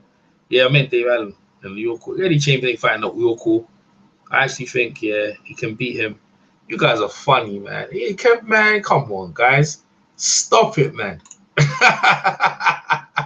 You need to stop that one, man. You guys are funny. Stop playing around, man. He ain't fighting no Dave Allen in no bloody, you're cool. Like, come on, man. Just stop that. Like, that's crazy. You know what I mean? That's crazy. That's a good picture, actually, of Kevin Kelly. That's him and Nas. You guys are funny, man. Stop winding up the brother, man. Why you just gonna wind up the guy, man? Like, come on. I mean, come on. Stop it. I'm thinking what picture to use. Like, Kevin, he gonna go, like, he's desperate. He ain't desperate. Like, he's got pride, man. He ain't gonna go put himself in that position and, like, come on, stop it. Kevin, you get me Eddie Chambers in New York, cool, man. He's an 0-2. He'll fight, at least fight in the 0-2. You know what I mean? 0-2 at least. Okay. We got Kevin Kelly's number. We're gonna call Kevin Kelly. I ain't talked to him. Hopefully he's receptive to me. I ain't talked to him for a minute. Let's find out what's going on. Yo, I'm doing my rounds today, boy. Y'all should appreciate. Hey, make sure you guys give me the thumbs up, man. Y'all is over here just loitering, whatever. Like, give me the thumbs up. At least give me some thumbs up, man. Okay, I like to see Chambers versus. Who's that guy? That Konaki? I don't know who that is. He said he can fight cruiserweight. I don't like him at cruiserweight. When he fights a cruiserweight, I don't like him fighting at cruiserweight. But he says he likes fighting at cruiserweight. Okay. Okay. Let's get this. Just there you go. States. Kevin Kelly. Huh? What's going on? Number. Okay. Do number again. Okay. Let me call him. Call him Kevin Kelly, people. You have reached the voicemail box of 702400812. At the tone, please record your voice message. When you are finished recording, you may hang up or press pound for more options. Hi, how you doing, Kevin Kelly? It's EJ Boxing Live here from the UK. Congratulations earlier on this year of being inducted into Nevada Boxing Hall of Fame. I haven't talked to you for a long time. I think the last time I talked to you, I think he was inducted into the, I think it was the New York or New Jersey Boxing Hall of Fame. But congratulations anyway, Kevin. We'd love to have an interview. Is it possible we'll call you tomorrow? I'll sort out a time that'll be good for you. And yeah, we'll catch up. So Kevin, yeah, we'll talk soon. Thanks very much, Kevin. That's it, boy. So we call Kevin Kelly. Cool thing. Let me add in MC Boxer Star. Let me add my guy. Boom, boom, boom, boom, boom. See, it's Hamid. I bet Hamid and his crazy self. Add Hamid in as well, man. Hamid 92 with his mad questions, boy. He wants to talk Usyk and Gassiev, I believe. So we're gonna talk to these guys and hold tight, hold tight, hold tight. Let me add them in. Where's he at? Where's he at? Where's you? Oh, there you go. There you are. Cool. There you go, MC Boxing Star. You in? Let me see Hamid. Where's Hamid at? Hamid with crazy self. Hamid, you can jump in as well, man.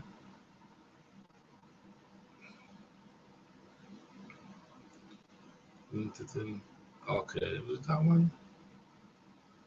There's this one in it. Yeah.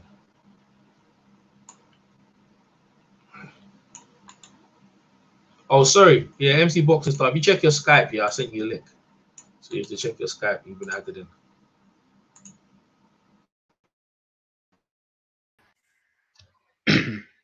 Yo, what's up?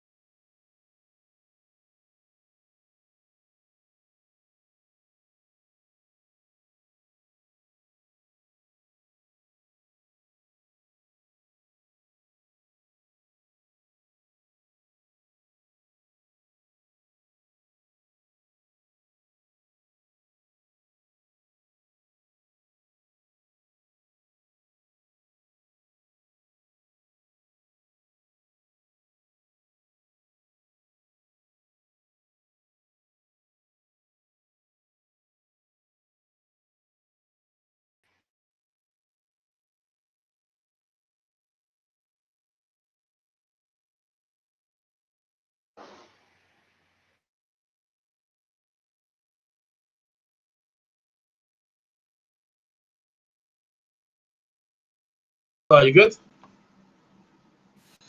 I did, mate. Hello. Hey, yo, what's up, man? Sorry. Oh, that's all right. That's all right. My computer crashed, man.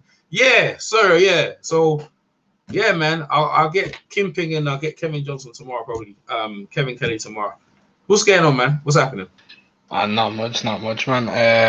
I just want to put the promoter hat on because, like, from when I was like a lot younger, I genuinely loved watching Demarcus Corley fight. And he mentioned that he was going to be fighting on Instagram Live against Vivian. What's Vivian's last name? Can never remember.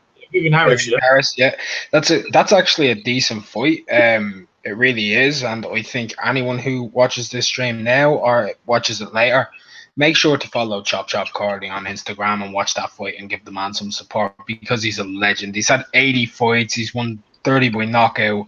He's a former 2-time world champion. Like, let's just pay our respects to someone who's really done some, like, put on some good shows through the years because he'll get in the ring with absolutely anybody. Yeah, absolutely, man. Well said as well, man. I'm telling you, boy, and this is why sometimes I talk to some of these old guys. People forget about that guy's been in there with he's been in there with Zab Judah. He's been in there with Miguel Cotto, Mayweather. He's been in there with the Paul McCluskey upset was crazy, bro. But Paul he was schooling Nassim Hamid. He was not Nassim. He was schooling Amir Khan at the time, and then they put him in there. And listen, he finished McCluskey's career. Like McCluskey was never the same. The guy's like 44 and he can still beat like prospects. Like he can still like destroy prospects' entire careers. Yeah. They don't want to fight him. As you saw with Randall Bailey and them dudes, they should be shutting them out like they're too dangerous. Like nah. You know what I mean? They just don't want to fight them. They ain't trying to put them in there. And then on that card, like there's also Linnell Bellows is on that card and Jarvis Holyfield's on that card as well. So two people. Yeah, two. The card, right? Cool. Yeah. So, I reckon it'll be a decent card. Anyone who's definitely a hardcore fan, you'll definitely get, like, it's free. It's Instagram Live. Mm-hmm. Just go over there and give it a watch. Chop Corley. Yeah, absolutely, man. I'm on that as well. I'm definitely on that, man. So we can see that. Where's this Hamid? Hamid was there or asking. He wanted me to ask Eddie Chambers about the fight Dave Allen. Like, come on, man. Like, dude. He don't even know who Lawrence Okoli is. How's he gonna know who Dave Allen is? Like that's I know, man. Funny, man. These guys are funny. I was like, come on. Hey, where's Hamid, man? Hamid didn't even know who Kimping Kevin Johnson is, man. No, he knew who he was. He was just trolling. He even said like AJ Cullen, who's Kevin Kingpin? Like he said Kingpin. He obviously knew who it was. Okay, fair enough then. Where Hamid, I think he was talking about the weekend's fight with Gassiev and Usyk, man. I don't really see that fight. I think it's a very good close fight. It depends. Usyk could win the fight if he does what he's supposed to do. But the other guy, Gassiev, can take shots and he hits hard if he coming, man. So how you see that fight? Well, a lot of people are saying that they see weaknesses in Usyk based off of what Breedis did. Now, people forget that Breedis is one of the best fighters in the world. Not like overall, but he's one of the best in the world at closing distance. And people are saying Gassiev is very much like Triple G. He doesn't cut the ring off the way Triple G does. He plods forwards, whereas Breedis cuts the ring off. His generalship is second to none in cruiserweight, like world class. And that's how you beat Usyk, is by getting in on top of him. But when you're like Gassiev and you want to trade, he walks forward, but he doesn't actually cut the ring off. He doesn't make the ring smaller. So Usyk can just jab, use his footwork, throw bodies. And if he fights the way Bashir was having him fight, he's going to win. He's going to win, unanimous decision. Probably not wide because it is in Russia and he's Ukrainian. We all know what can go on there. He could actually lose on points. But I reckon he should beat him on points, and I reckon he should beat him by wide points. I agree with you, man. I reckon he should. Because I think Gassiev's really hyped. He's hyped from what? He got a split decision controversial win over Lebedev, and then after that he beat Junior Dorticus, a WBA regular champion who nobody knew how good he was. And then they promoted that fight because it was the World Boxing Super Series to the Super Championship. So that's what happened there, because Glovnacki or something like that, I think it might have been, or I don't know, man. There's too many Polish names to try and pronounce. But they promoted it to there. So Gassiev beat Demarcus, who never really beat anybody and was only known as a puncher, didn't have great footwork, came plodding forward the entire fight, played into Gassiev's hands and lost in the last round. So Yeah, see, I can see that. I can see that. But you know what I mean? We have to find out, man. I mean, there's quite a few fights on. Like I said, I think we covered it yesterday, man.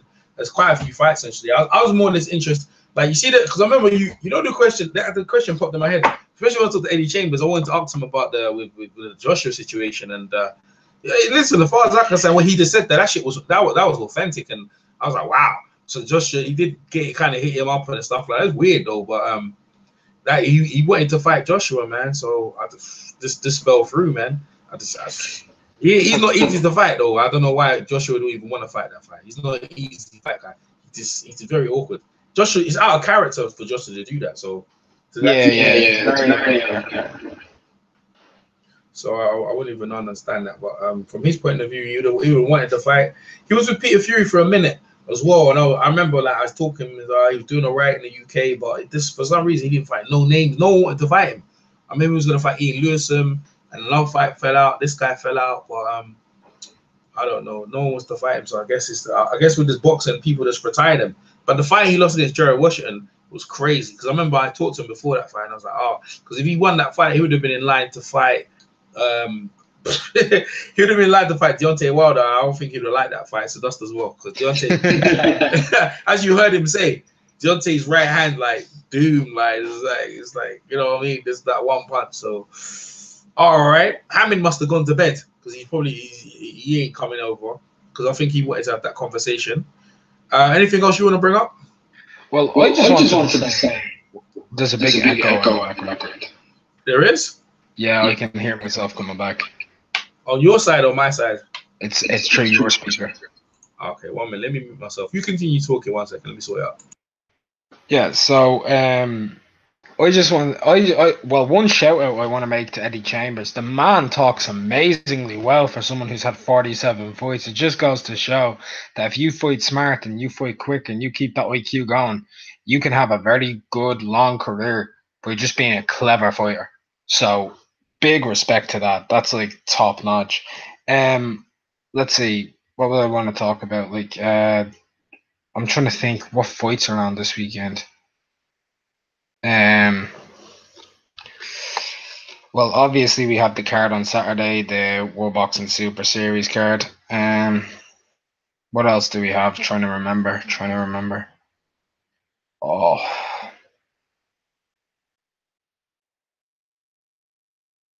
I actually can't remember what fights are on. I'm gonna look it up now.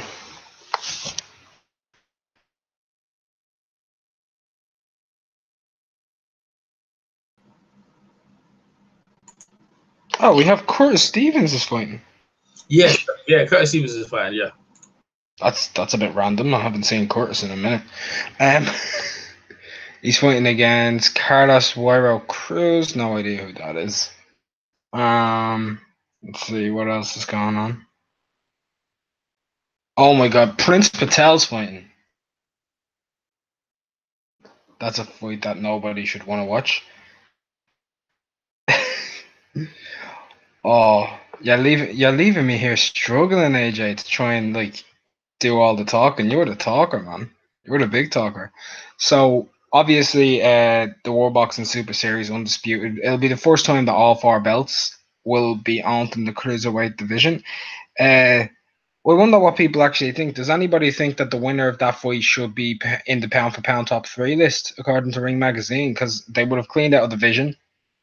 Usyk's obviously a gold medalist. He's beaten Breedis. Dorticus has lost. Lebedev has lost. Cruiserweight's arguably the most stacked division in boxing. Arguably, obviously. So I genuinely wonder if anybody reckons like it should make a difference to the pound for pound list.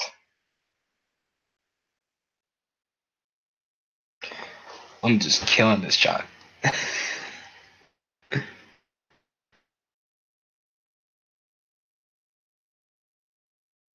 EJ, you there, bro?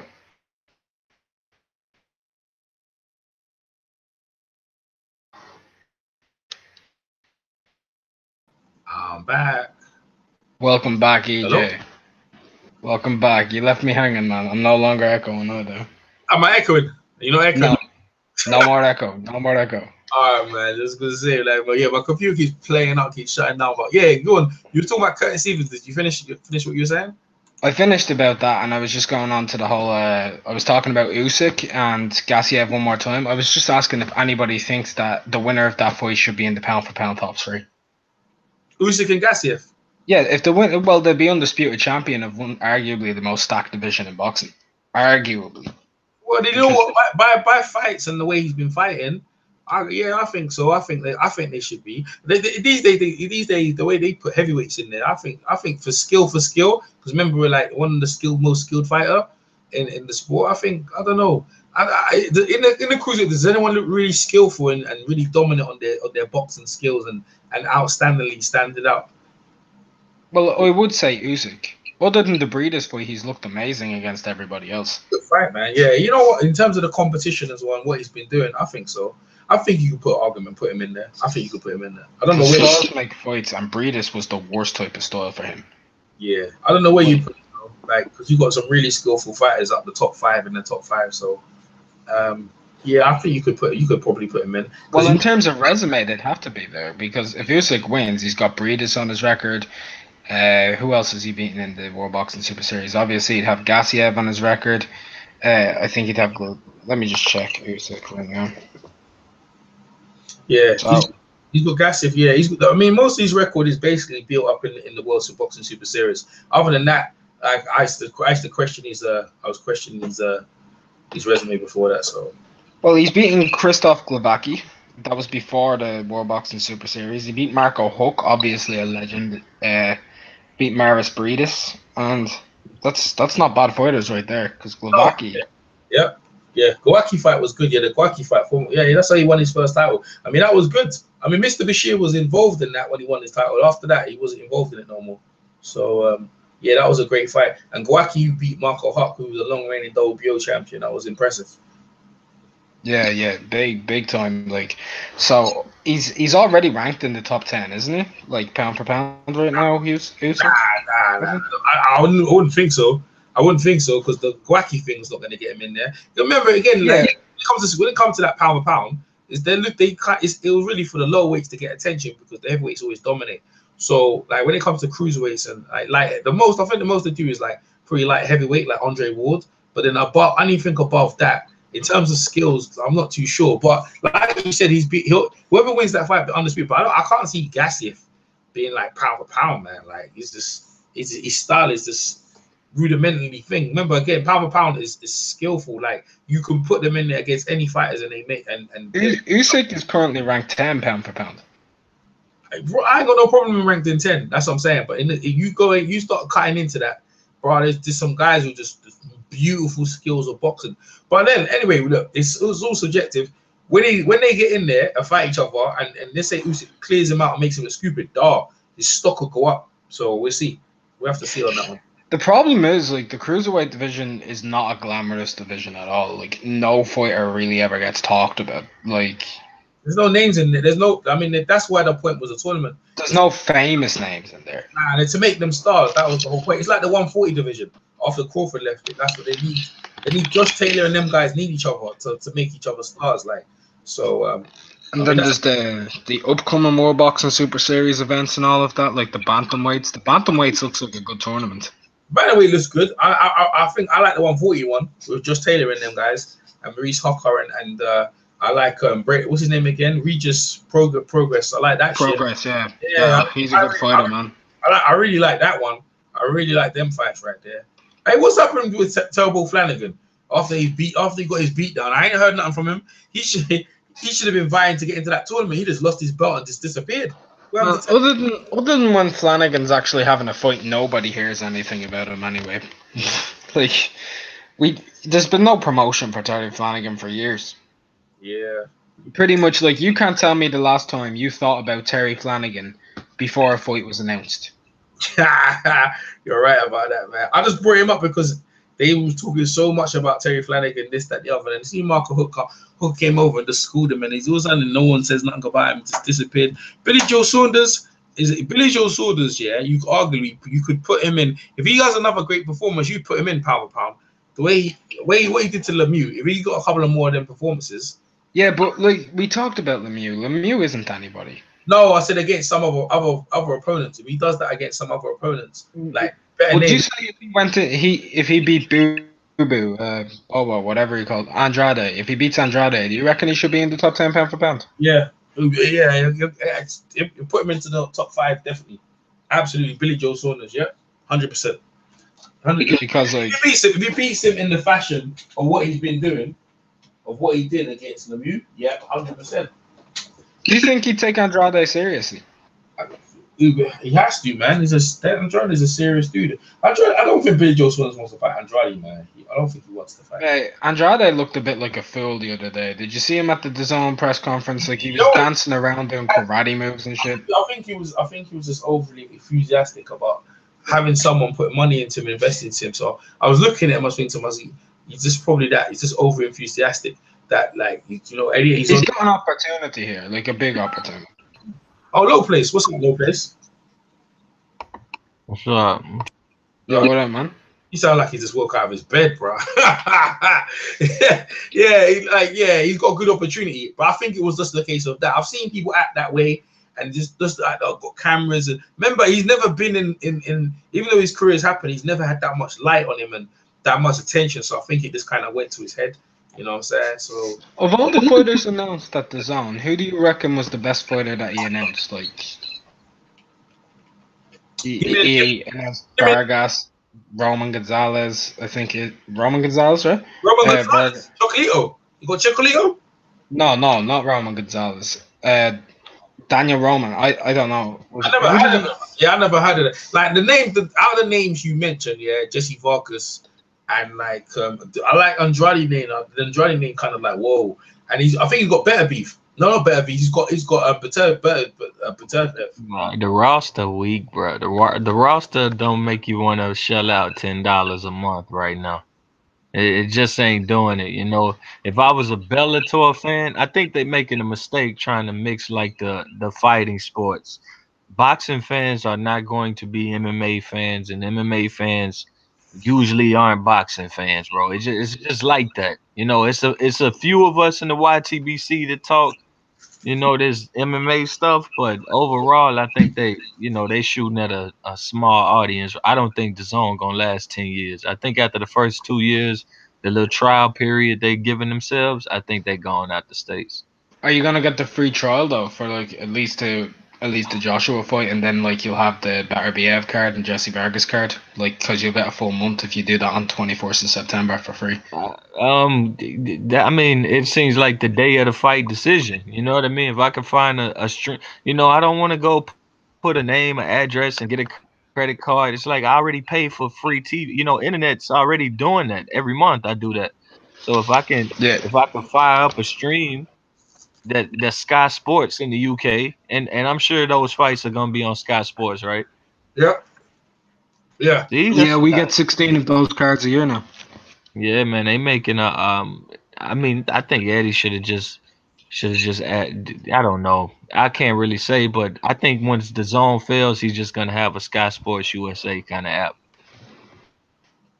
Possibly.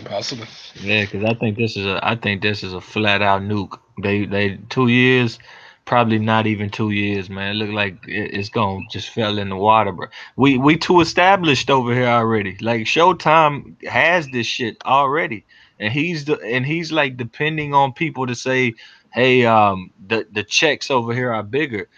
Every promoter's tried to do that already. Oscar's already tried to give Earl Spence and all these guys millions on millions, and they stick with their loyalty. They stick to where they at. So, I mean, I guess it's worth the try, but hell, it's already failed. Why? It's not his money. Yeah, it's not his money. Yeah, not his money, man. He's actually getting paid to just take a chance.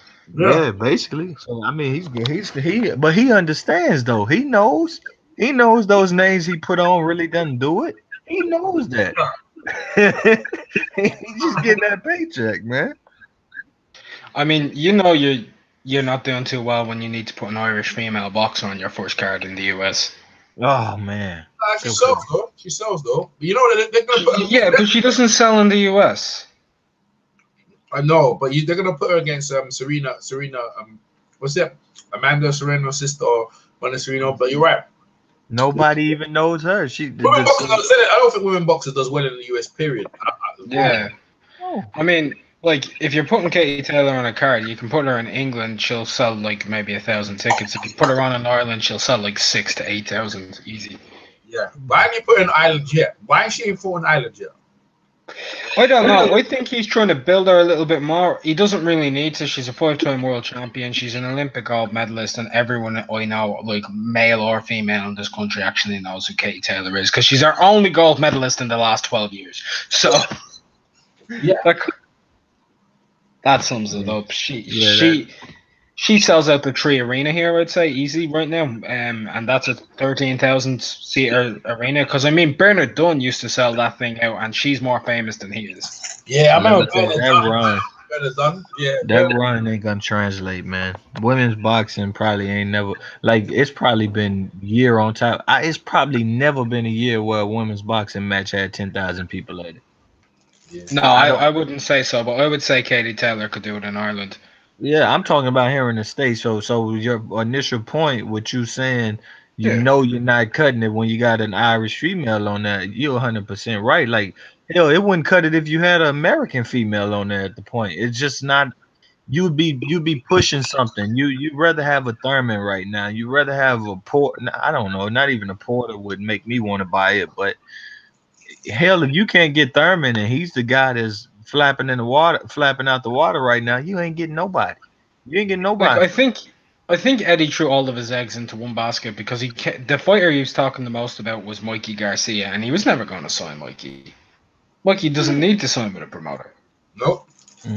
He makes money. He makes millions every fight. So he doesn't need a promoter. He doesn't need the zone. People are like, he doesn't know who he is, but he still makes over $1 million a fight.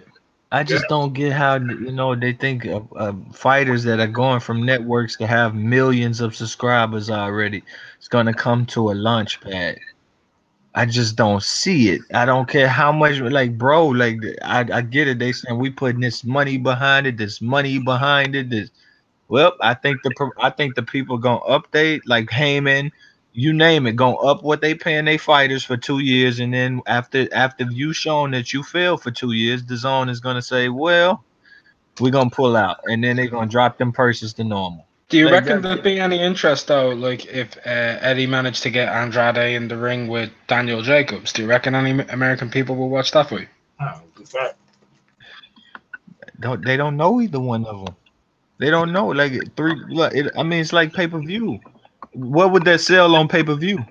Well, I don't know American pay-per-view anymore because when Kovalev and Ward only did 160,000 buys, I was like, well, fuck.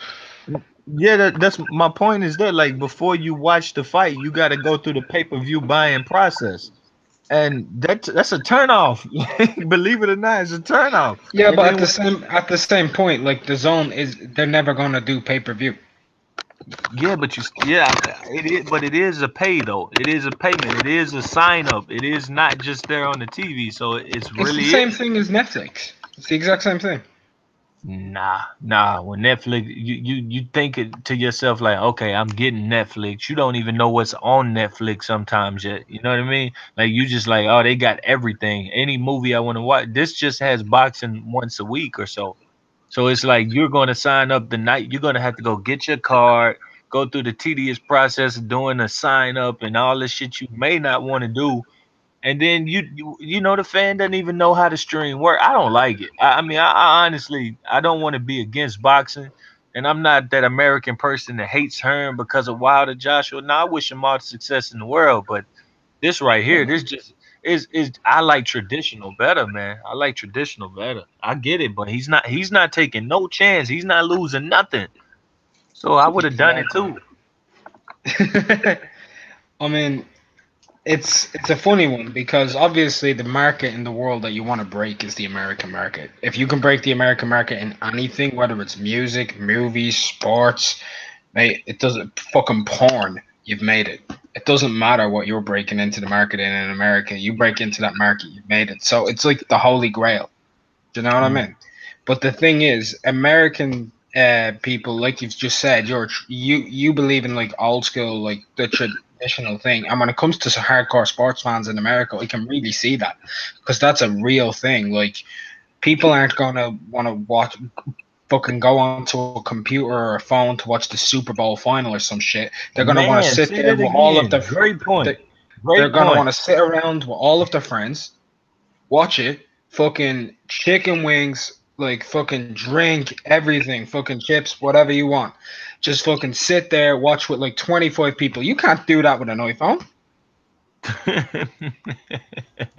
That's a great point, man. It like you said, if they just So took the the zone final, really appeals to only like the hardcore. It's not Mhm. going to appeal to a casual fan, and that's what you need to appeal to in America. Now they may be able to get uh, casual fans of some fighters, but how many fans of Arthur Beterbiev are there in America? Good point. Like, Good he's point. announced that as a major fighter, and don't get me wrong, Beterbiev, that is a major fighter, but not in the market in America. Compare this. Do you remember the Showtime presentation, the presentation they had where they announced like Wilder, Ortiz, Stevenson, Jack, Porter, this guy. They went name by name. They went champion for champion. It was mainly Mhm. African American fighters, but compare that one to Daniel Roman, who come on, bro. Like I Daniel get it. Roman, It's Jesse all, Vargas, Bubu yes, Andrade, yes. Arthur Come on. Beterbiev. Come on, man. Like Jesse Vargas wasn't even in the Showtime announcement because it was supposed to be Figueroa Broner. And they just said, okay, Figueroa fucked up, you come in. Like he wasn't even shit to Showtime. Like I'm not honestly, I can't pay for a Jesse Vargas fight. And I can't blame any person that says, well, Eddie, I fuck with you, but I can't. I can't. Your home over here right now was keeping Joshua with one of these big time networks, and I think he screwed that up. Well, But I mean, at the same, I agree with you, but at the same time, Anthony Joshua, like, he isn't actually signed to the zone. The thing is, like, it's on a fight basis, so he gives anyone a chance to bid.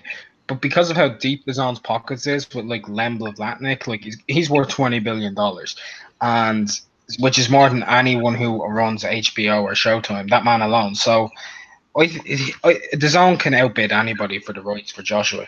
So well, that's what he just needs making to the do, zone fighter more money.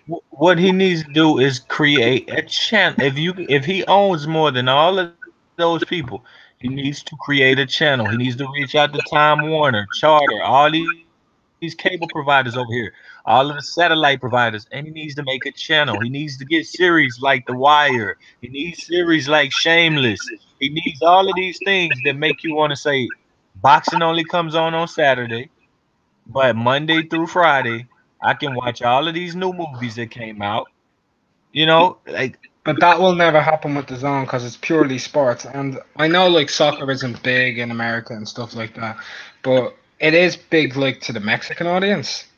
And they have, I believe, they've already announced 17 leagues and the Champions League for America. So that's pretty big. Like they've got the Premier League, La Liga, they've got Serie A. I know you don't know what that is, but that's like the Italian League, German League, English League, Spanish League. They've got the European Champions League and stuff like that.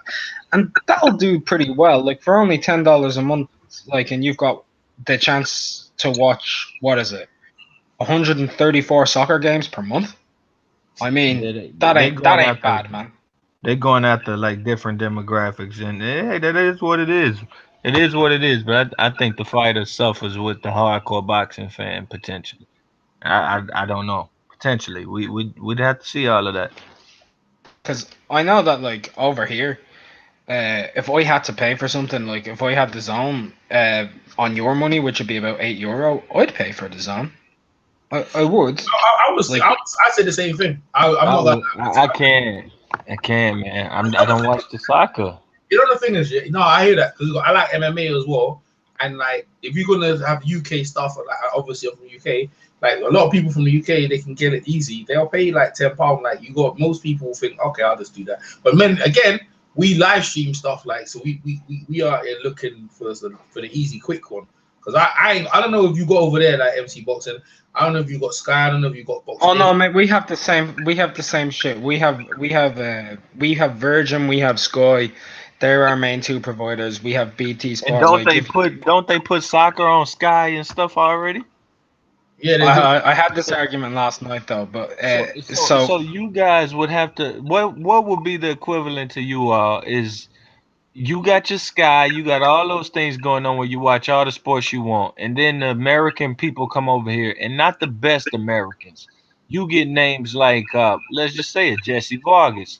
You get and they tell you over in the UK, hey, Jesse Vargas normally fights free on Sky on Sky, but we're gonna take him off Sky, which you already pay for, and now we're gonna put him on this, and you buy this, Mhm. and that's about as good as it gets. It's not attractive. It's not attractive. Well, I'm just saying, with the amount of rights they have in soccer, they would do really well in England. They would do really well in Yeah, England. no. Let's change that as well. Let's change that as well because you already get like they can't do NFL because we already get NFL. So you already get soccer. So what they would have to bring you is, oh, we got that bowling for you. We got baseball for you in the UK, and you like I don't watch no damn What about baseball. NBA? Because we don't have NBA over here. With I don't know. Maybe they would give you NFL's NBA. only showed on Sky Sports. We don't have NBA. We don't have Major League Baseball on BT Sport or Well, on. they told you NBA. If they told you NBA, but once again, I don't know. It's different to me. It's different to me. Like if you accept soccer and NBA, like I just could never accept the soccer. You know. It's fair enough. I mean I'll be honest with you. This may sound a bit off because I'm sure you watch a lot of NBA. I've only I only know about 4 or 5 basketball players total. Yeah. So you probably wouldn't watch it. You'd be like, well, everybody else likes it, but that doesn't mean I'm gonna like it. I mean, well, what I would do honestly is I'd get the trial and watch like for free for the month, Mm. and then I'd see like I'd get games like I don't know teams, man. I'm just gonna say like Do you even know rules of basketball? Do you know rules? I know traveling.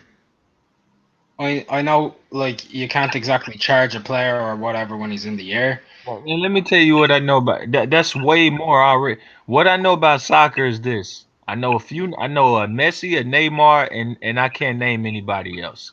And I can't Ronaldo. tell you I can't tell you what they look like. If you put the most famous four or five together, and you give me name tags to put on them, I would fuck it all up. All of them will have the wrong name tag probably.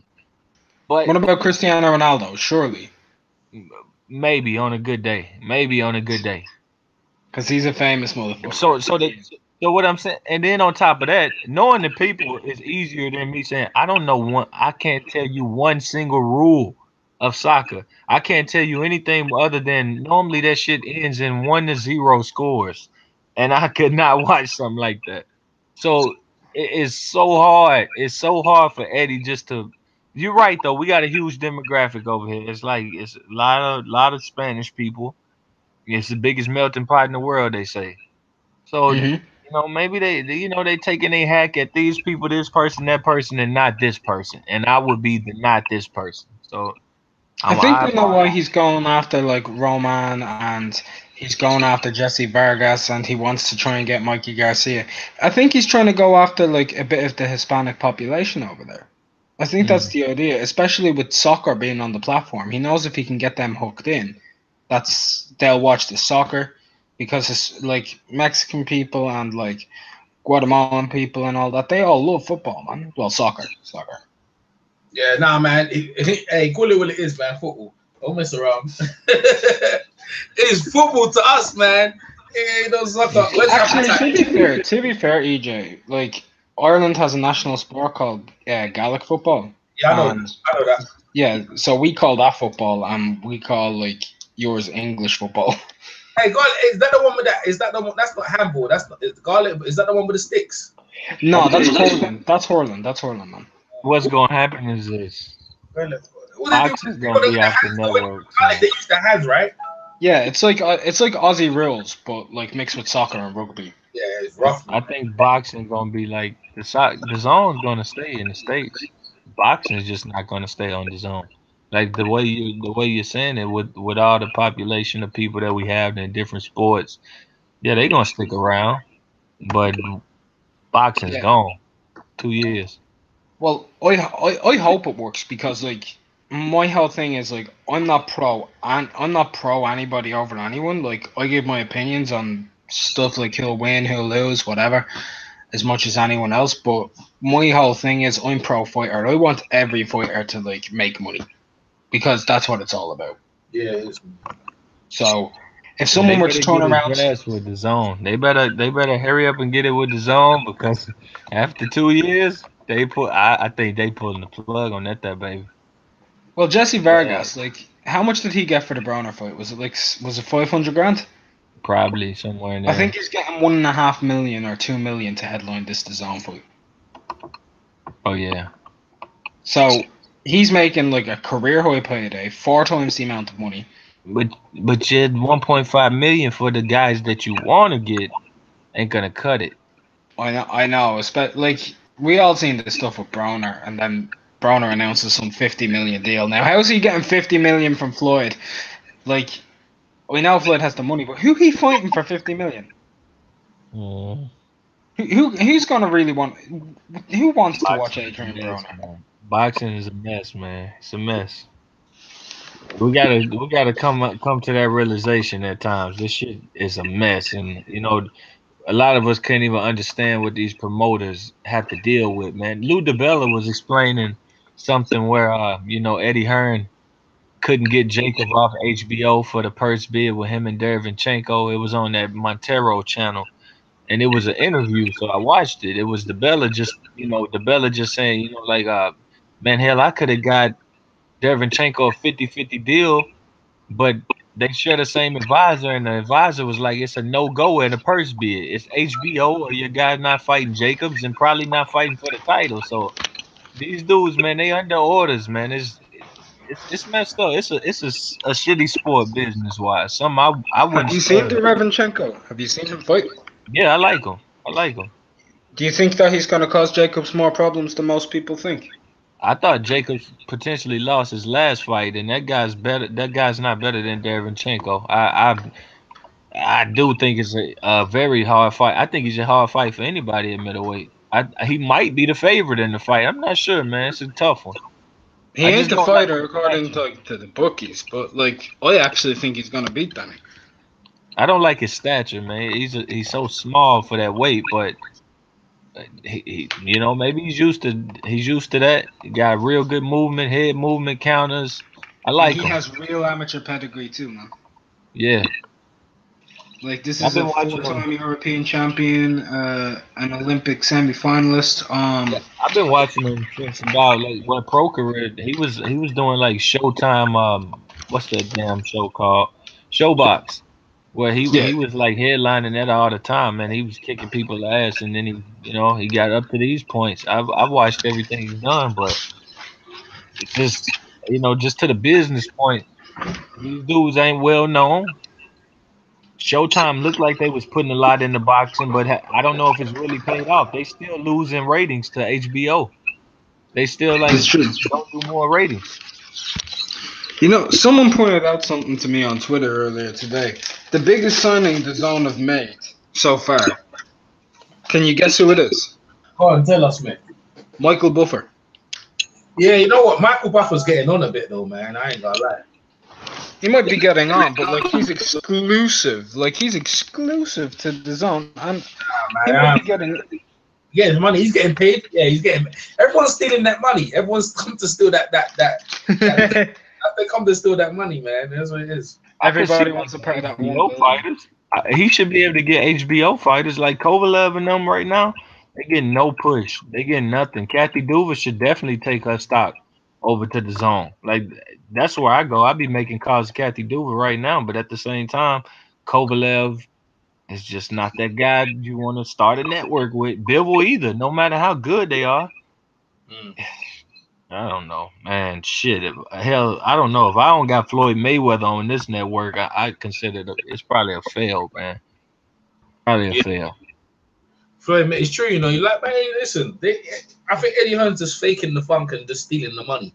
So I think You know, stealing that money. All of them just stealing that money. I swear, I think that sounds about right, and it sounds about smart. You know, how the fuck these guys? Well, besides the point that he made about the diversity in sports, how the fuck these guys plan to just say, "Oh, here's an app, here's an app"? Fuck out of here, man. Yeah, who that jumped in? Someone jumped in? Yo, Yo, it's Mr. Goody Goody Goody. What's up, E Marsh? How you doing? morning, fellas. Yeah, man. Y'all missed that interview with Marcus Chop Chop Corley. And You saw you told the chop chop? yeah, we talked to Chop Chop, and then we talked to we finished up with Eddie Chambers talking about Eddie him and Joshua, the Twitter beef, whatever. So no, Man, I was playing ball. I just got in the crib. that's right, man. Tomorrow we got Kevin Kelly and we got Kevin Johnson tomorrow. Because I got Kevin Johnson, but he was busy in traffic, so I'll get him like tomorrow. So you know what I mean? Yeah, we was just talking about the zone, and like MC Boxer Stars talking about the zone, and low players about like the longevity, and they ain't signed no big names, man. Yeah, they don't got no big names. The best names they got is who? Danny Roman, Jesse Vargas, Andrade. Yeah. Who you said? Their best names is soccer and Bellator. Yeah, man. That's what it is. And Katie Taylor to anybody in Boston. I tell you what, this is the absolute truth. Here's the absolute truth. All them signings that they made, if those guys never fight again, boxing wouldn't miss them. Oh, that's definitely just the not. truth. Not at all. oh man, you guys are awesome. No, look at it. Andrade, if he never fought again, boxing would just be like, so we already knew he didn't fight. If Jesse Vargas never fought again, ain't nobody gonna be like, wow, oh my God, how does his career end? Nah, bro, we'd just be like, okay, this shit goes on. And that's A few days ago, I watched Tim Bradley versus Vargas.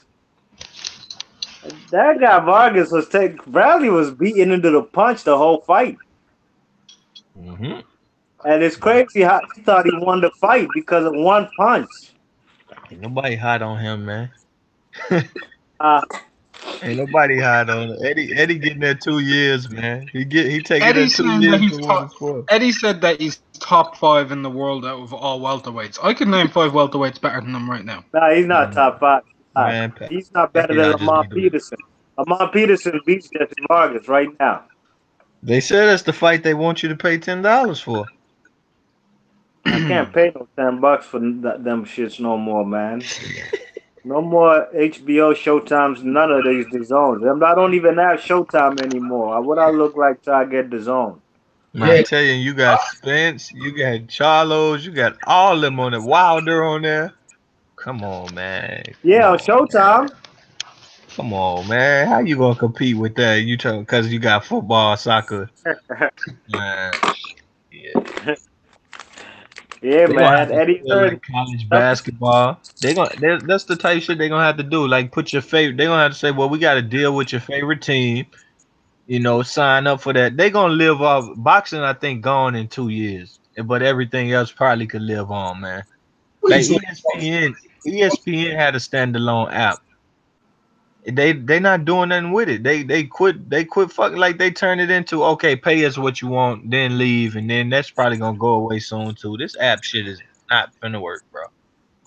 Yeah. Like I said, I was telling you, even Billy C, who's a PBC and Al Heyman hater, he don't like this DAZN shit. Yeah, because he's a cheap ass bastard. That's what he is, man. Cheap ass B, man. Yeah. He ain't feeling this DAZN shit just off the fact of watching TV on the app. It's just not, a lot of people not feeling that, especially if you have to pay for it.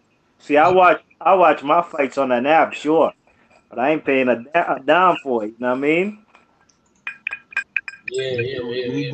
These billionaires are always on the go. Never got time to sit in front of their TV, so they think everybody else on that shit too. Nah, bro. Yeah.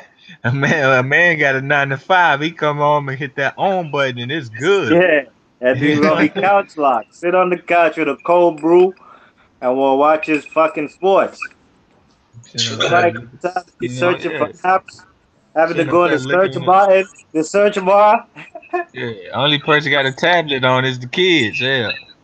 Yeah. Nah.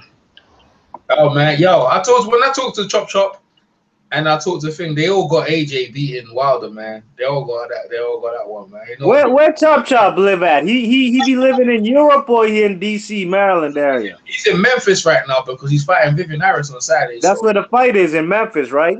yeah, he's fighting in Memphis. That's where he's promoter is. So like he was just saying, that's where he over there right now. So we gonna talk to him after the fight. Don't I worry. wish I was there. Oh yeah, I'm gonna be on when you talk to him. After the Man, fight, that's You an never old asked head. him about him and Zab Judah's relationship? no, you know what happened in the relationship? What inside information? What happened there? Well, at some point last year, they were both trying to kill each other. Kill each other, for real, kill. Yeah. Zab you know what? Judah tried to jump him from behind. So I think Chop Corley whooped his ass on the one, just straight up a fair one. What are you talking about on the road, like trying to jump him from behind for real? Yeah, in the gym in Las Vegas. I think at the Mayweather gym. You know what? I don't think that would have been a quite good question anyway, because he's got a fight coming up. And you know what? If I brought that up right there, that shit would have fucked this shit up, man. You know what? I think I might leave that one, B-Moss. That's the sort of questions. Lane promotions. That's the question. Though. I won't get no interviews no more, B-Moss. I might have to leave that one. You. Maybe you could ask him after the fight. Nah, I don't think I would ask that question. I don't. Just ask him what's up with him and Zab Judah. Nah, man. You know what? Nah. I don't. You know what? It depends, right? I think it'll be one of them ones like weeks later, like you know what I'm saying? Because it's like that. I didn't even know about this. You have to be from America to know that. Like I'm from the UK. How the fuck do I? You know what I'm saying? Like I don't know that. Like you just told me this now. I'm like, I think I heard the interview with Chop Chop. There's a guy from DC. His name's Mike. I think Mike DC Boxing. He's here on YouTube. Been here for a while. You know when I talked to Chop was all business, like, because he's getting ready for the fight. So he was tight. Yeah. He was tight, bro. Like, so be more. Them sort of questions will fuck up your shit, man. Yeah. Bro, Chop Chop got 80 fights, 30 ain't too much shit that's gonna fuck him up, bro. You lose 80 times and you still fighting? Nah, bro. You resilient as fuck, dog. Chop Chop is a fucking throwback, man. Bro, yeah. He fight anybody, anywhere. I think he even gone to Ukraine and fought Postol and them fellas. Yeah. I know he went to Argentina, fought Matisse and Maidana. Last time I seen him fighting, he went to Puerto Rico and he fucking fought Miguel Cotto. Yeah, he was in Jamaica like a few years ago in that contender shit. He won that tournament. He beat up some young Jamaican fellas. Yeah, he won that. He won that junior. Yeah, my man down yard was telling me. Natty was telling me he was in there. Natty was telling me like so. Man, Vivian Harris, man, what they already fought. Like, when did they fight last time? Didn't he fight long ago? That was not last year. It was last year, man. Last year. I didn't watch it though. I watched it. Vivian sent it to me on his Facebook. It's gonna be live streamed on Instagram, so we gonna watch it, man. Instagram. Yeah, in it, MC Boxing. He gonna do it. Yeah, go follow Chop Corley. What's their age right now? 44 for Demarcus Corley. It's still better than most other fights, man. That fight's still better than some other fights I done seen. You know what I mean? The last fight was good. It's a fair fight because of their age. Yeah, Corley at least 45, bro. Corley at least 45. He's 44. Yeah, at least. Shit, bro. That's crazy, man. But he's in shape, dog. He still makes 140 like he did in 2001. I know he be sick as shit. He be sick, bro. I'm sure, man. That shit ain't easy. Unless you just stay in shape year round. Always in the gym. I don't even care if he stay in shape year round, bro. That shit's got to be sickening, bro. He got to have something in his stomach every day. Like, bro, I need to eat. He got a tapeworm. Oh my God, man. That's crazy. I'll call it a day, man. I put this shit up. I put it up. I wish you got in touch with Tony Thompson. Nah, you know, I called him, but you see, Tony don't watch boxing. Like when I interview Tony, he don't watch boxing. He don't? I like to talk to fighters who like boxing and watch boxing and they have an opinion. Tony, I just want to know what he's doing with his career. Is he gonna fight again? He ain't fought since that fight versus Ortiz. There's your answer then. You know what I mean? And I was there live, but that was in He 2016. he fought Thing, bro. He fought what's his name? He fought Thing. Didn't he fight? Didn't he fight the guy who Wilder knocked out? What's his name? Who that? Oh man, fuck man. Oh, what's his name? Malik King Scott. Didn't they have a fight with him? Oh, but that was before. I think that was before the Ortiz fight. Yeah, he ain't trying to fight again no more. He used to be a cop anyway. He ain't trying to fight, man. He's a cop, man. He's a former cop. He was a police officer, and then when we beats an interview, he was a former police officer, and then like he was knocking dudes out, and then he said like I might as well get paid for it. So yeah, he started boxing late. Yeah, he was knocking guys out on the street when he was arresting them. So he said I might as well be a police. So he's probably gone back into that law enforcement. But yeah, I wouldn't want to see him on the streets of DC. Big 6'7" motherfucker, man. Throw hands, yeah, that's right. And the thing is, yeah, him and Beats got into it, but he was saying, nah, he don't watch boxing. He said, I don't watch boxing. Because he said Vladimir's the best fighter. He said Vladimir's the best fighter of all time. That's the best fighter. I was like, oh, and that goes to what? Is it because you fought him? He goes, yeah, hell, it's because I fought him. That's why he's the best fighter of all time. He lied. I like Tony Thompson, what he did to David Price and thing, but he lied on that one. Vladimir ain't even the best Klitschko of all time. Nah. Vitaly fucks his shit up all day, man. If they fought, I think Vitaly will bust him up. So I think so as well. I think Vitaly will give him that work. But I tried to do a fight in the fight night. Vitaly Klitschko, Vladimir Klitschko versus Sonny Liston. Oh, it don't end well for Vladimir. I can tell you that right now. Now it didn't end well for me. I was Sonny Liston. Sonny Liston, he got a long reach, but he get tired too quick. You know what I mean? Well, you must be missing. You must have missed too much. Man, I ain't losing to nobody in Fight Night. I don't care what your rating is. I'm getting in that ass. I barely lose too, and I play on the highest level. But there's some guys, you just gotta fight a perfect fight. You guys might as well link up. You guys might as well link up and fight each other. Then. I ain't done it. I ain't played it, so I ain't even got a system no more. That's the last game I used to play, and it wasn't even my system then. I used to go over to my boy house and play it, and I used to play it for days though, man. I used to stay over the house days. Playing that shit, getting it in. That was the dope shit, man. The days you could download players, you could download any and everybody. Oh, I didn't know that part. I didn't know that part. Man, I downloaded Nigel Bank, Chris Eubank, all kind of people pouring in. Oh, Steve Collins, because I like to do them matchups. You know what I mean? Yeah. I like doing mythical fantasy matchups. I used to go up as I think I was either going up in weight. No. I used to bring Donaire up there for Gamboa, and I used to tear Donaire ass up. Then every now and then I start tearing Gamboa up with Donaire just for the hell of it. I be doing See how good I was. Cause Donaire the smallest fighter in the game. He's the only fighter. I think he's the only one at 22 in the game. It's not 122. It's 118. Oh yeah, you're right then. So you gotta jump up 2 divisions to fight Gamboa. Yeah. But Gamboa easy to beat because he got a weak chin. Wasn't hard with it wasn't easy with Donaire ass, but it could be done though. That's the shit. I'll beat him every time. That's what Eddie Hearn should have invested in a damn game. Fuck this damn 999 stream shit. Yeah. You know what other matchup I do? I did the Ghost at 130. Robert Guerrero versus De La Hoya 147. I fucked him up. Yeah, I didn't even know. I can't recall Robert Guerrero being on. You had to download him. Yeah, he's there in the featherweight.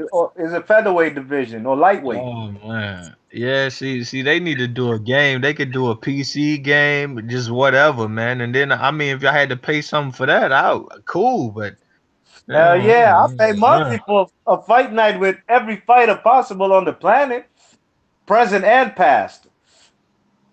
Yeah, they got that shit. That's what we need a league, bro. We need the UFC league, the Bellator league. It need to get done, man. They need to throw that Ali act the fuck away, man. Nah, man, fellas ain't gonna make that money like they do now.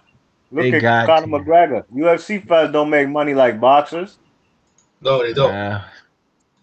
Could they put on maybe they put on too many damn shows, man. Or maybe the dude taking too much. Maybe he taking too much. You know, they can put laws around it. I don't know, He man. probably does.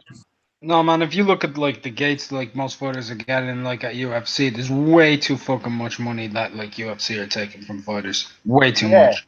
Yeah. That's why we ain't seen McGregor fight back in UFC. How you gonna But go that's what back I'm to saying. I mean, somebody need to come in and do their job and understand they not the one taking the fucking punishment. And at the end of the day, the fighters get paid if we got a league. I wouldn't mind that shit to say, damn, I made this amount of money to watch and put on great fights and be the head of something great. I could go get my own endorsements and make money. You know what I mean? Make money. Dana White That's don't have why to be no greedy motherfucker if that's what he Like been. McGregor it's been fought. hard to make a boxing game. I think trying to get every single individual fighter's license. You know what I mean? It's gonna be hard because it's not one league like you said, UFC. McGregor should have made so much more money like in UFC than he did, because when he fought against Chad Mendes, right? In Ireland, 2.4 million people in Ireland were actually watching that fight, and he got 100 grand. Oh wow, really? Whoa. 2.4 million, yeah, was the reported views in the Republic of Ireland. What? He made 100 grand. 100 grand. Oh, that's Dana White, a robbery artist, bro. Dana White is bullshit. That's why we from can't Boston, man. He grew up around criminals, you know what I mean? And in the boxing game, Boston is, that's where I used to stay before I moved down here. Boston, like, there's a lot of Irish out there. You know what I mean? There's a lot of boxing gyms, and that's where he came from. But he got ran out of Boston because he owed Whitey Bulger, that Boston kingpin. He owed him money, and they wanted his life. So he ran to Las Vegas. That's how he started that. He not good. He not good business, man. You can't cheat people criminal like life, that, bro. though, Boston. Man, he not good business, bro. That's fucked up. 2.5 million watching you, and you only walk away with 100 grand, bro. And then it was after that McGregor said he wouldn't fight in the UFC again, and he was bringing in the most amount of views. He would never fight in the UFC again unless they renegotiated his contract, because his contract was up after the first 5 fights. So they renegotiated, and he got like percentage views and everything, and he wanted his own promotional thing in with them. That's when he started to make $1 million, $2 million, $3 million a fight, like fighting Nate Diaz. He got 10 million for fighting Nate Diaz in the second fight, and 7 million, but he was only getting 100 grand for his first world title win. They could do that in the boxing league, man. They just gotta step the fuck up and pay their fighter, man. It takes somebody that's thorough, man. You know, you gotta understand what you ain't getting your head wrong, man. Take somebody thorough. Wow, man, that's some news, man. I didn't know that. If they had a commission, would there still be promoters in boxing? Hell yeah, I think it could. If a fighter walk away with 3 million and you walk away with 300,000, what the fuck is you complaining for? You ain't get hit. What you do? What did you do? Yeah, that's how promoters should work, because you have a stable. And you should get a nice percentage from each and everybody of their part. But instead, what promoters are trying to do is they're trying to walk away with 3 million, while fighters are walking away with like fucking 50 grand. I mean, I know Miller ain't the name, but he only got 50 grand for one of his fights. He got 50 grand for fighting Marius back. That's a dangerous fight, because he's a big fucking bastard. Yeah, that shit disgusting, man. That shit disgusting. You get 50 grand to walk into the ring with a 6'9", 275 pound Polish. Mike Tyson took that fucking water and threw that shit on Don King the other day. Don King walked past him, motherfucker. Right? That's real disrespectful. Wow, like, he's old now, man. Mike, what's wrong with Mike, man? You can't be doing that. Why did he do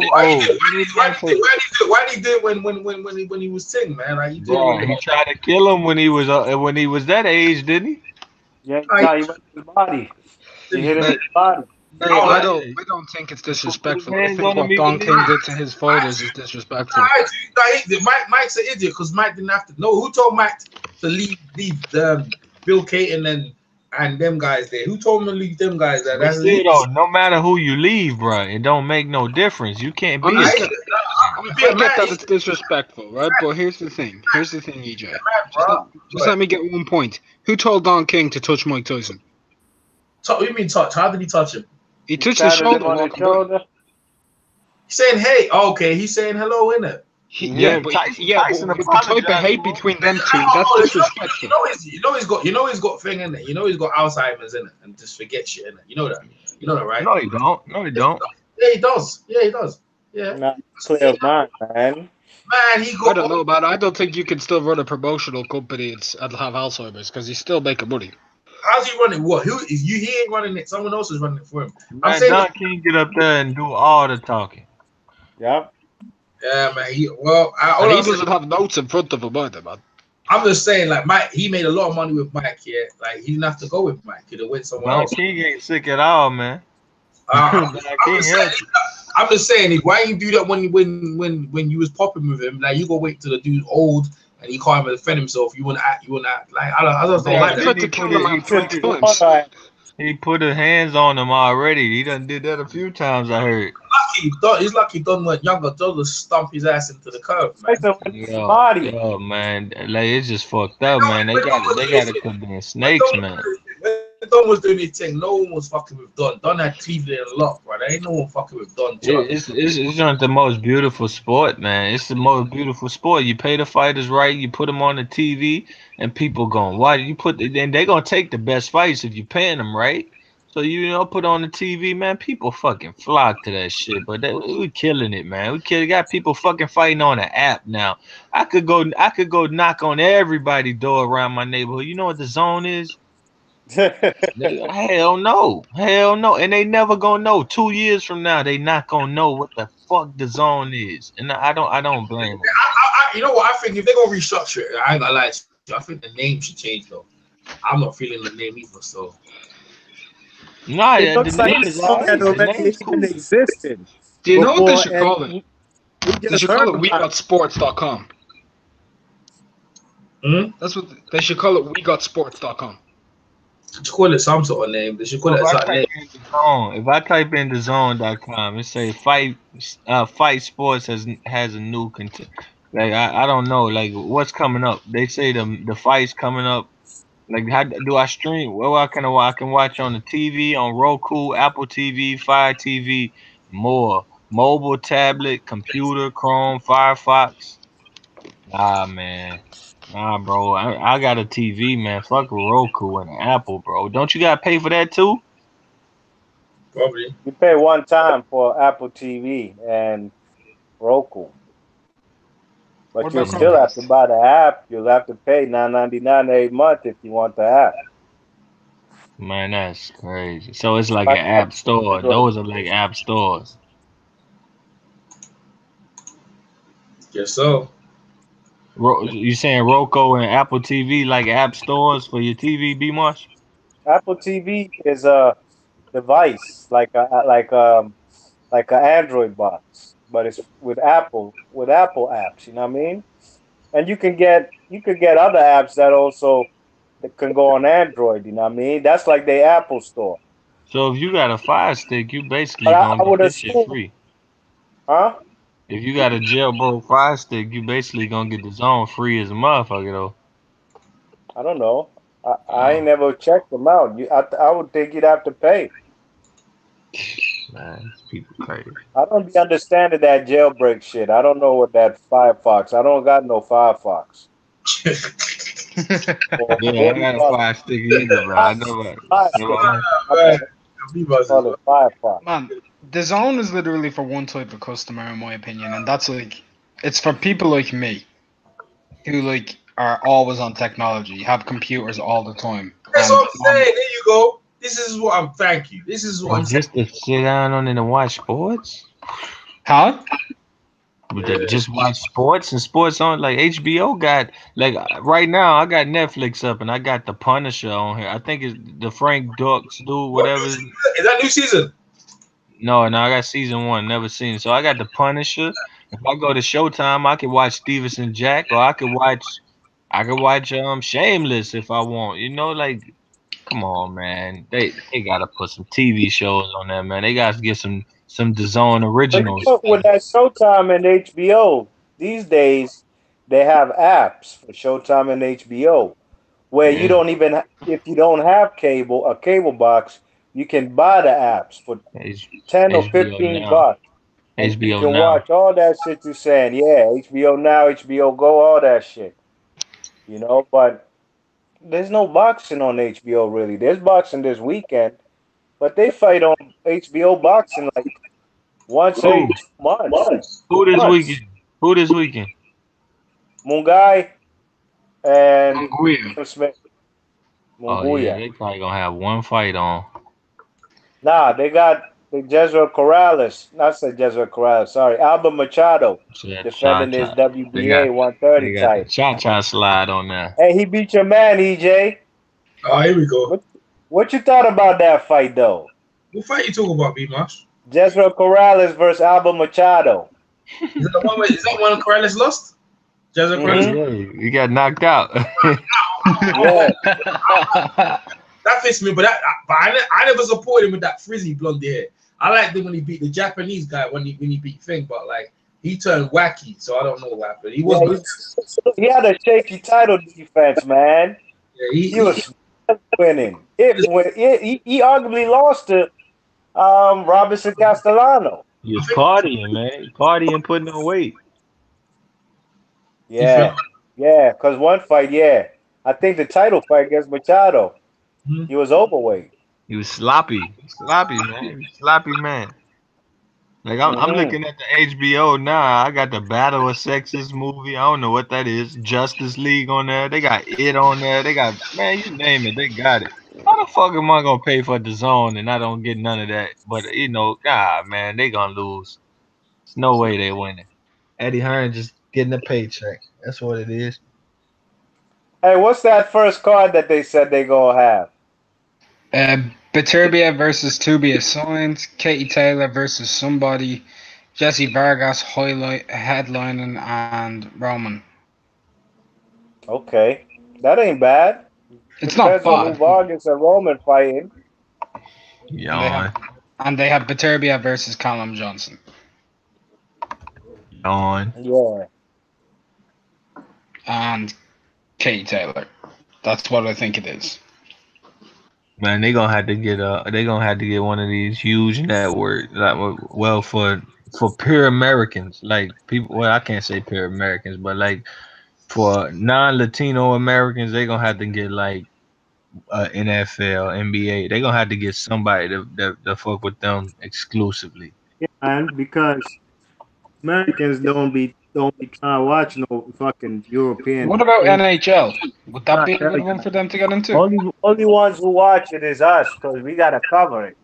You know what I mean? But fellas, for the most part, only real boxing heads be trying to find streams at 2 in the afternoon to watch them English fights. You know what I mean? Or like me at like 6 o'clock in the morning to watch like Munguia fight Liam Smith. But that's gonna sell out here. You know what I mean? That's gonna sell at least because the Latino fans, right? Yeah, exactly. Yeah, because they see a big super welterweight. He's super welterweight, right? Like middle. They're gonna see him. Huh? Where is the fight at? I don't know, man. Vegas. I don't know where they fighting at. Munguia versus. I think in Vegas, if I'm mistaken. Yeah. How do you spell Munguia, man? They not gonna sell out, man. Because I don't even pronounce it right. There's Munguia.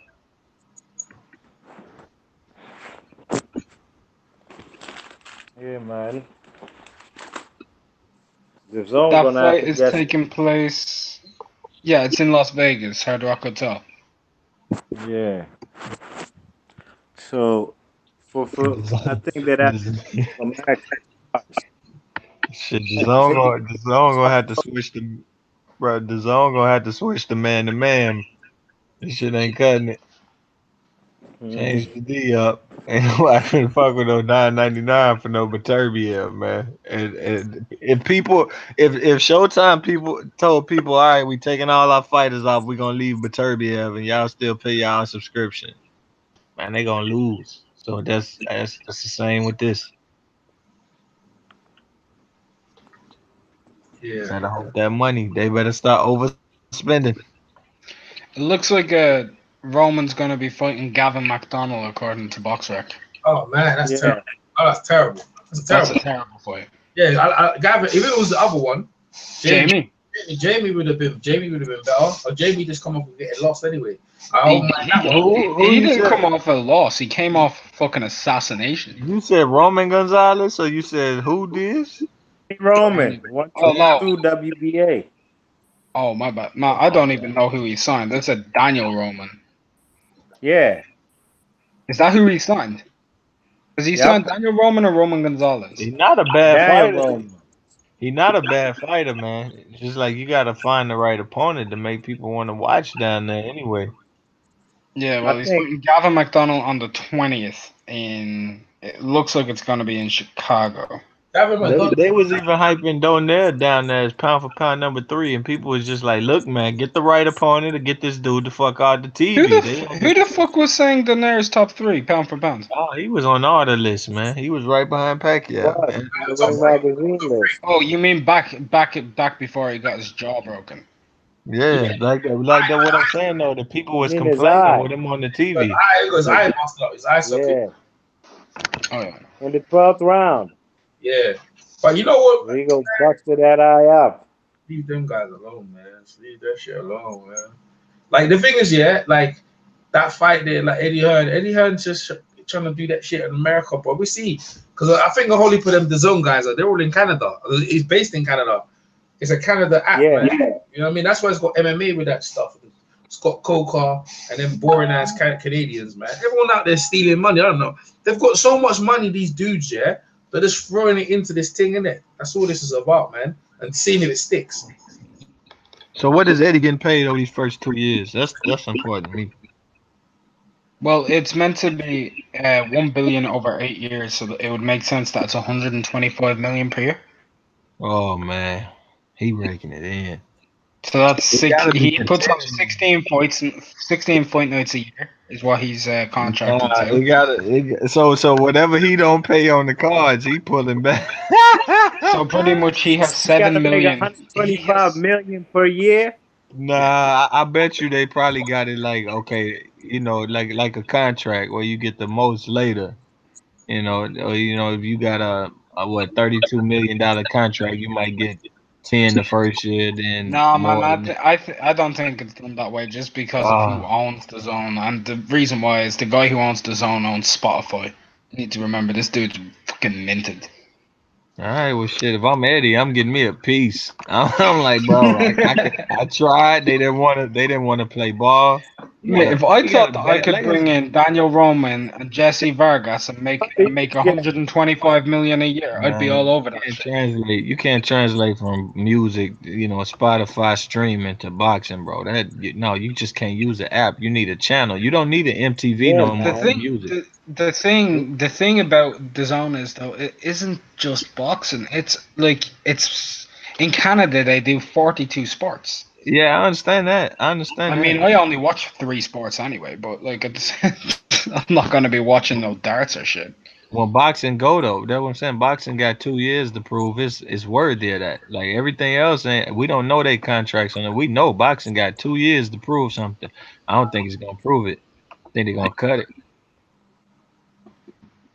It'll either be like the making of Matchroom USA or it'll be the failure of Matchroom USA. Yeah, it'd be the making of Sky USA streaming. That's what it'd be the making of streaming over here in America for Sky Sports. That's what we've been asking for anyways. Mate, Sky Sports pricing is fucking way too high. Way too high. Not for pay-per-views, but subscription fees. Americans won't be fucking having that shit, man. Yeah, no. There's a Twitter page. There's a Twitter page called DAZN Sucks. I bet there's a PBC page saying PBC sucks. I bet go check that one out. Maybe. Because they have I heard about this DAZN Sucks Twitter page. DAZN. They say DAZN is forcing consumers into a subpar product.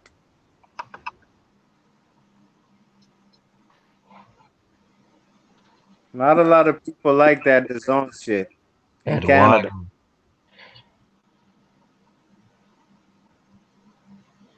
I'm reading this. The zone sucks up.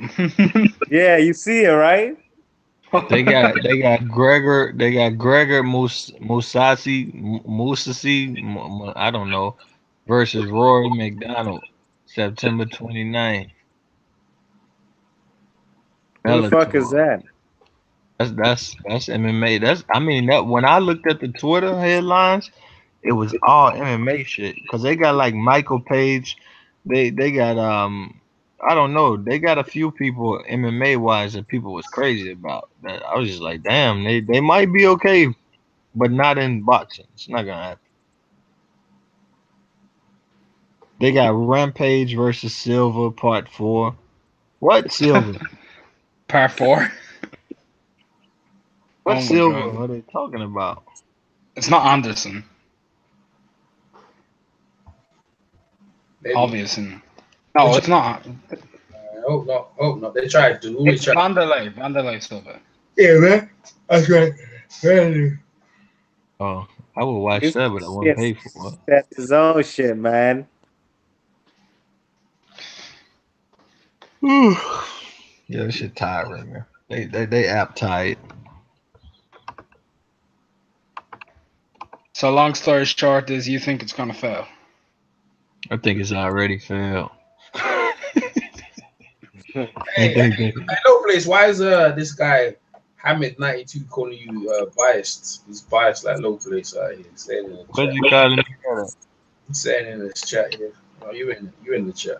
Let me see. You in there. I'm biased because I don't think it's gonna work, man. I think if Showtime just went app standalone app only too, I think I'd be upset with that as well. And they got the best boxing over here in the States. Our app with just boxing, like Box Nation. Yeah, there you go. Box Nation. Yeah, I wouldn't mind that. Box Nation was the worst thing ever. I think they just went around. I like Box He Nation. said I'm like watching it he right said now. like Box Nation. Huh? Just Box boxing. Nation itself.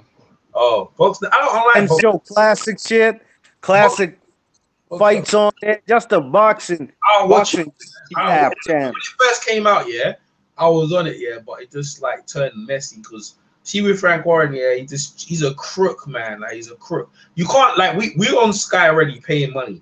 He tried to tell us to come off Sky and register for Box Nation off Sky. You have to fill out some form, pay £10, you'll get all the fights, you get all the access, right?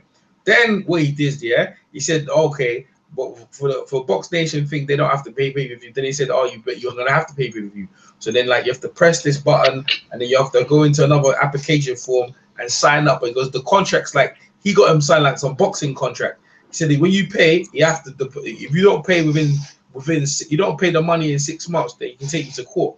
Yeah, so I was like, man, he had a contract laid out like boxers.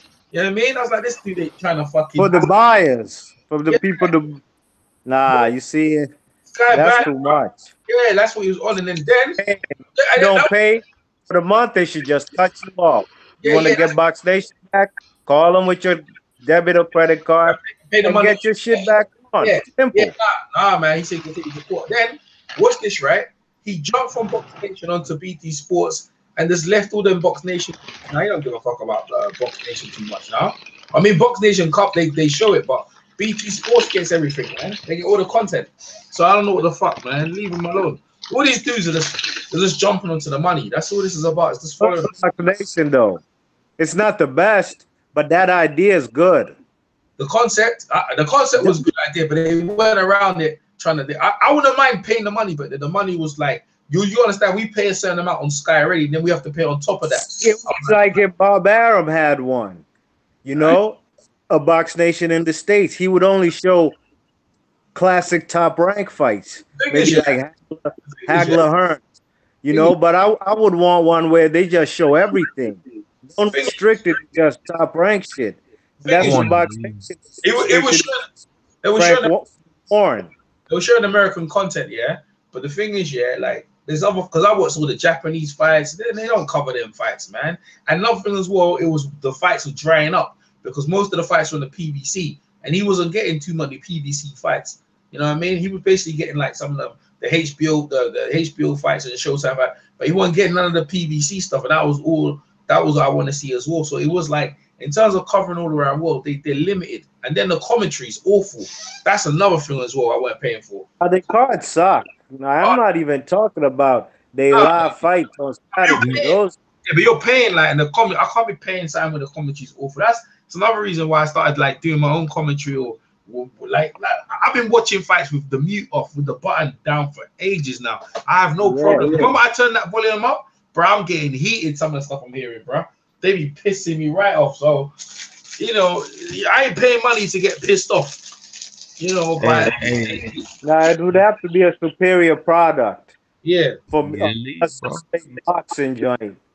Just need that flat out league, man. That US and have interviews, classic interviews, and just talk to old timers. And don't do that. They need a world boxing league, bro. Need a world league for boxing. Period. Now what you mean? It's a world league, man. You can't turn down fights. You gotta travel. Come on the same damn station, man. It's easy to do, man. They put their damn heads together, man. If the amateurs can fucking sustain this long, man, the pros should be able to as well. The amateurs got a system, man. They don't really break it. So, what if you don't travel? Like Big Baby Miller. Yo, you out the your check, you get your check cut. You out the tournament. You out the loop. Out the loop. You get relegated. You gotta do something, man. Like everybody want to just see who can be the next Floyd, man. This shit is taking so many stupid ass paths. That's the thing in boxing. If people want to fight each other, the sport would be in a better place. But boxing's a sport where you ain't gonna force me to get in the ring with so and so. Look at James DeGale. Oscar Tegay. Yeah. Terrence Crawford and Bud talking about they need a year and 2 years for some marination. Man, what the fuck?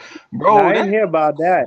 I heard Bob Arum say he'll make the fight if it's pay-per-view. Yeah, that's that bullshit, man. Like, y'all not finna be no Floyds, man. Y'all just ain't, like, man, come on, man. This, I don't know, man. It's getting harder to be a YouTuber. Because I wanted to cover this DAZN. I was like, man, I'm not covering this whack-ass shit. And I'm like, man, but everybody else gonna get subs and I'm not. I said, fuck it, so what? Yeah, I ain't covering that shit. No need to talk about no Beterbiev and Jesse Vargas. I wouldn't cover no Jesse Vargas fight. That shit was announced for Showtime more than likely. So why? What's the point? So look, if they showing that DAZN shit, that card here in the States, what about in the UK? What channel is going to be on? Sky Sports. See what I'm saying? Cheating the people. It's going to be on what? Sky Sports still? Yeah. Mm-hmm. Okay, so I'll still watch it on Sky Sports. That's right. Eddie Hearn got the boxing super series for him, but yeah, real silly. But you know what? The Canadian people ain't got no Sky Sports, so I guess the app, because they buy it for the MMA, they gonna get some boxers. This is what I'm saying. And that's how they watch the NFL, because on this DAZN Sucks Twitter page, people are complaining about the NFL on the DAZN app, like they're not getting the games they want, or it's limited. Yeah, but it's just started. They can get more. Oh, so they're gonna have NFL in the USA too, or just on Canada? No, I'm just saying in Canada, man, they'll never put NFL on the app in the States. That's for NBC, ABC. That's for the big channels, man. Mm-hmm. Yeah, that's in Canada though. That they gotta watch it now on the app, and people ain't feeling that over there. Mm-hmm. I watch NFL on the app. Fuck that. Yeah, they're gonna cut that shit. Them 2 years gonna be approaching, and they're gonna do like PBC. Ain't even gonna tell you they leaving. They just gonna quietly go on up. Yeah. Eddie, it's gonna be hard on Eddie though. No. Yo, you see, before you guys talk, you see the gloves off with Dillian White and Joseph Parker. Y'all see that? No, I need to. I got it right here. It's tonight. It's Sky Sports, right? I'm gonna put it in the chat. What's it? MC Box. Hey, MC, you watch it? Of course I did, man. Yeah, come on now. So like, come on, then, give your take, then, bro. Hold on. I was just eating something. So Dillian was like playing mind games with Parker, and A lot of people are saying 1-0 Dillian. I think Dillian actually lost. Yeah, I think so. I think so. Go ahead. I think so as well. Go ahead. I think Parker looked way more confident, and Dillian actually looked a bit nervy with the way he was responding to him, because he was saying like, "I'm gonna like you better come to fight. You better come to fight." And Parker just looked him square in the eyes and said, "You better be able to catch me." And Dillian just like shrunk. His shoulders just fell down because Dillian knows Parker's going to use his feet. And that's not what he wants. He knows what type of fight this is going to be, and he knows he ain't fast enough to catch Parker. So Parker's going to pip him off and beat him over 12 rounds, man. Oh, you go Parker winning by points? This guy has no problem fighting in England. It's going to be his third fight in a row. Nah. You know what I'm saying? In the UK. A world title fight, a unification world title fight, and arguably right now, like properly fit, the second best heavyweight in the UK. Who is? Dillian White. Easily right now he's easily second. Yeah, because Fury. I got Parker winning that fight though. Yeah, me too, man. Like I have him by points, and I'm going to that fight. So. I got to see what we watched that one at. Who? Anybody picking that one up over here? I don't know. States? I have no idea. Last time Dillian White got picked up by HBO. Oh yeah, they sure did. Chris Brown. So we'll see if HBO pick him up again. Yeah, that'd be dope. Yeah. Yeah. I like to see Dillian talk a little shit every now and then. That HBO move was courtesy of Eddie Hearn, because Eddie Hearn got Danny Jacobs and Big Baby Miller fighting on HBO. He said Danny Jacobs robbed the shit out of Demarcus. Said Demarcus walking around with the small money. And he was supposed to get 50-50. Eddie Chambers was laughing at Big Baby Miller. He said, "Man, that guy needs to sit down. He ain't got no chance, bro. He needs to sit his ass down, man. Shit, that guy's a waste, man. He just like I said, well, why you fight? He ain't got no chance against Joshua. I don't know why he talking. Why he talking? He ain't got no chance against Joshua. No shot, nothing. You know what I mean? I don't know why he talking, bro. So I have to make sure, man. Y'all still there? You go kick off the hang up. Well, I'm in. If you could pick Miller's next fight, and obviously not Joshua, who would you put him in the ring with? Miller, Big Baby Miller, next fight. Yeah. Man. Oh, you said not Wilder, right? No, I said not Joshua. Not Wilder. I'll put him in with Wilder. Boy, I put him in with Dillian. You said shit about Wilder's wife, and that you could build on that. Like you could build on the tension. No, I'm asking if you're his promoter. What do you do? Yeah, I'll put him against Wilder. I go Dillian. Why would I put him against Wilder? Because like he's talking, he's got his Jordan got a chin, he's undefeated, and it's a world title shot. Like Wilder ain't never been pressured. If he gets an unwinnable title shot, he ain't beating Wilder. Well, you don't. Well, you just asked me what I did. I want my fighters to fight guys to test them. He talks too much shit, and you can get a lot of money. Pay per view, you can do something with it. Your job, my job, is to get my fighters the biggest payday. Would you tell me which is the biggest payday that he can make money and have a good fight? Okay then. See? That's my one. That's my answer to that. Because like end of the day, it's about money and then going for a belt. And like even if he lose, he can still bounce back. But he's tested himself. You can't take that away from him, and he gonna make a payday if it's not Joshua. What I would do is his next fight, I'd get him in there with the winner of Manuel Charm, Fraser Kendo, and get him a world title. Yeah, bums. He ain't gonna fight them. But it doesn't matter. It doesn't matter because the moment that there's another American guy who's a heavyweight champion, that's going to get more casual fans. Whether it's a regular belt or not, it's still going to get more casual American fans, and that's going to build them up more. There's only two champions in boxing. I don't care what they're doing. Only two. No one cares about them guys. There's only two champions in boxing: Deontay Wilder and Anthony Joshua. And Anthony Joshua was the champion, everyone, and Tyson Fury. So if not Deontay Wilder, then Tyson Fury. Like Tyson Fury is a harder fight, bro. But if you beat Tyson Fury and he's the last guy to beat Vladimir. You take that. I mean, it's all about glory, like. But with Tyson Fury wanted to fight him. Actually, he called Baby Miller out, so that fight would have been easy because Tyson Fury looking big fat. He sees him like a big fat Derek Chisora. He's small. Tyson think I'll play with him. That's what Tyson will be thinking. I will put him in them fights there against any of them three to test his candy ass. You know what I mean? Like I said, if he loses, he ain't no shame. He can still come back again. But at least he tested himself against some of them guys, though. So that's what I would do. That fight you're talking about is the fight. Joshua's gonna fight one of them dudes there. He gonna go say, Eddie Hearn's gonna say that's his mandatory. You know what I mean? And Eddie Hearn's gonna be fighting them bum ass fights. Some probably one of them guys will probably get a shot in bloody April. I won't be surprised. Joshua's got 3 belts, you know. He should be defending all unless he's put the belts together. Because he's got like what's he got? He's got the WBA, IBF, and WBO. So you're supposed to defend them belts once a year. So he should be fighting 3 times a year next year. Well,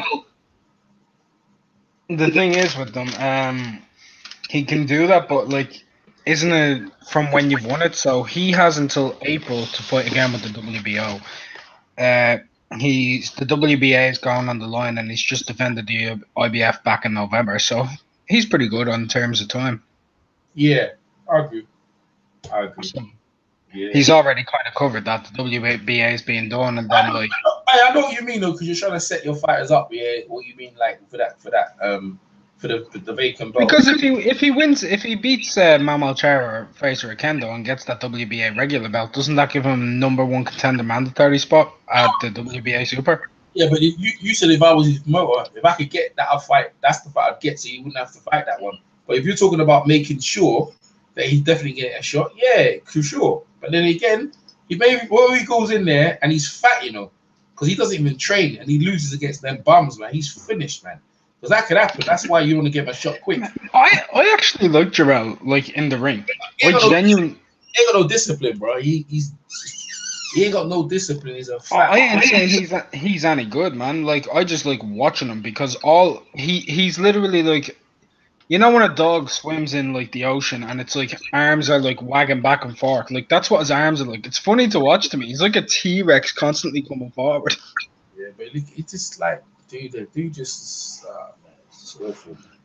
Yeah, I know what you mean, but his mouth his performances. I remember I got one girl here called Destiny. She watches boxing. I put her, man, that shit sent her to sleep, bro. He is boring, man. Oh my god, I know all that. Just boring, and he just talks so much. I was like, this dude, you talk so much, yeah, but your game is whack. So it's like that's why I said I'll put him in a fight. Was entertaining. Like, okay, he's got a mouth. He'll sell the fight. Let's see if he's really that dude. So let's test him. Because remember, he's a former kickboxer. He's got the same kind of background. MMA, he's got the same kind of background as Dillian, kickboxer as well. And Dillian would kick the shit out of him in an MMA fight, man. Dillian, why would you say that? I don't know, man. You see Dillian in kickboxing? Have you seen him fight? Yeah, but he has way too much power. I don't know. Have you seen Miller's fucking fires and his fucking head? He hasn't been knocked out, bro. Like Dillian's. He's a big motherfucker, man. But so is Dillian. Dillian, I think, has the biggest back I've actually seen in boxing. Dillian's been rocked. I like Dillian, man. Dillian's got character. I was listening to the thing, like my take on that thing earlier today, yeah, on the head gloves off. I was like, Dillian was saying some stuff, and I was like, bro, I'm like, but you see the thing on me when I'm watching them things, I slowly go into my own ethics of how I see things supposed to be. So when I see Dillian call him a coward, I'm like, straw, bro. Straight away, I'm rolling with Parker. I don't like stuff like that. But I don't like anyone calling anyone who gets into the ring a coward. Because that's what I'm saying. So already I'm shifting like on the guy that. I mean, I'm not really proud. Then Dillian will bring it back and say something like, well, boy, I come up the hard way. There's certain things that get to me. So, and he's like, bro, but I respect you, you know, because, you know, you was a world champion or whatever. And I was like, okay, he's bringing it back. But I just don't like too much disrespect in a way that you call him a coward because he didn't get. You coach, don't you? Huh? You coach boxing, don't you? Yeah, I do. Yeah. And you used to amateur fight as well, right? Amateur fight? No. I tried it. I tried amateur not too long ago. Yeah. Go on. So you know what it's you know what it's like. You've probably trained guys getting them into the ring. You know what it's like. The amount of respect. Like I have a bit of an amateur background. Like I've at under 16 level, I won the Irish National Championships. I've got 24 amateur fights, 2 losses, 22 wins. Wasn't too bad. Had to quit for things, and the moment I hear anyone call another man a coward for stepping into the ring is the moment I lose all respect, because to get into the ring, thank you. Go ahead. The moment you get into the ring, it doesn't matter, right? If you're fighting Audley Harrison, right? I'm talking about heavyweight specifically. Audley Harrison or Deontay Wilder. These guys are over 220 pounds, nearly all of them. They're all 6'2" to 6'7" men. They're all trained to do the same thing, which is fucking hit you. Yeah. They're all trained to hit you. So if you're saying he's a coward, you're an idiot. Because this man is trained to fucking fuck you up. That's right.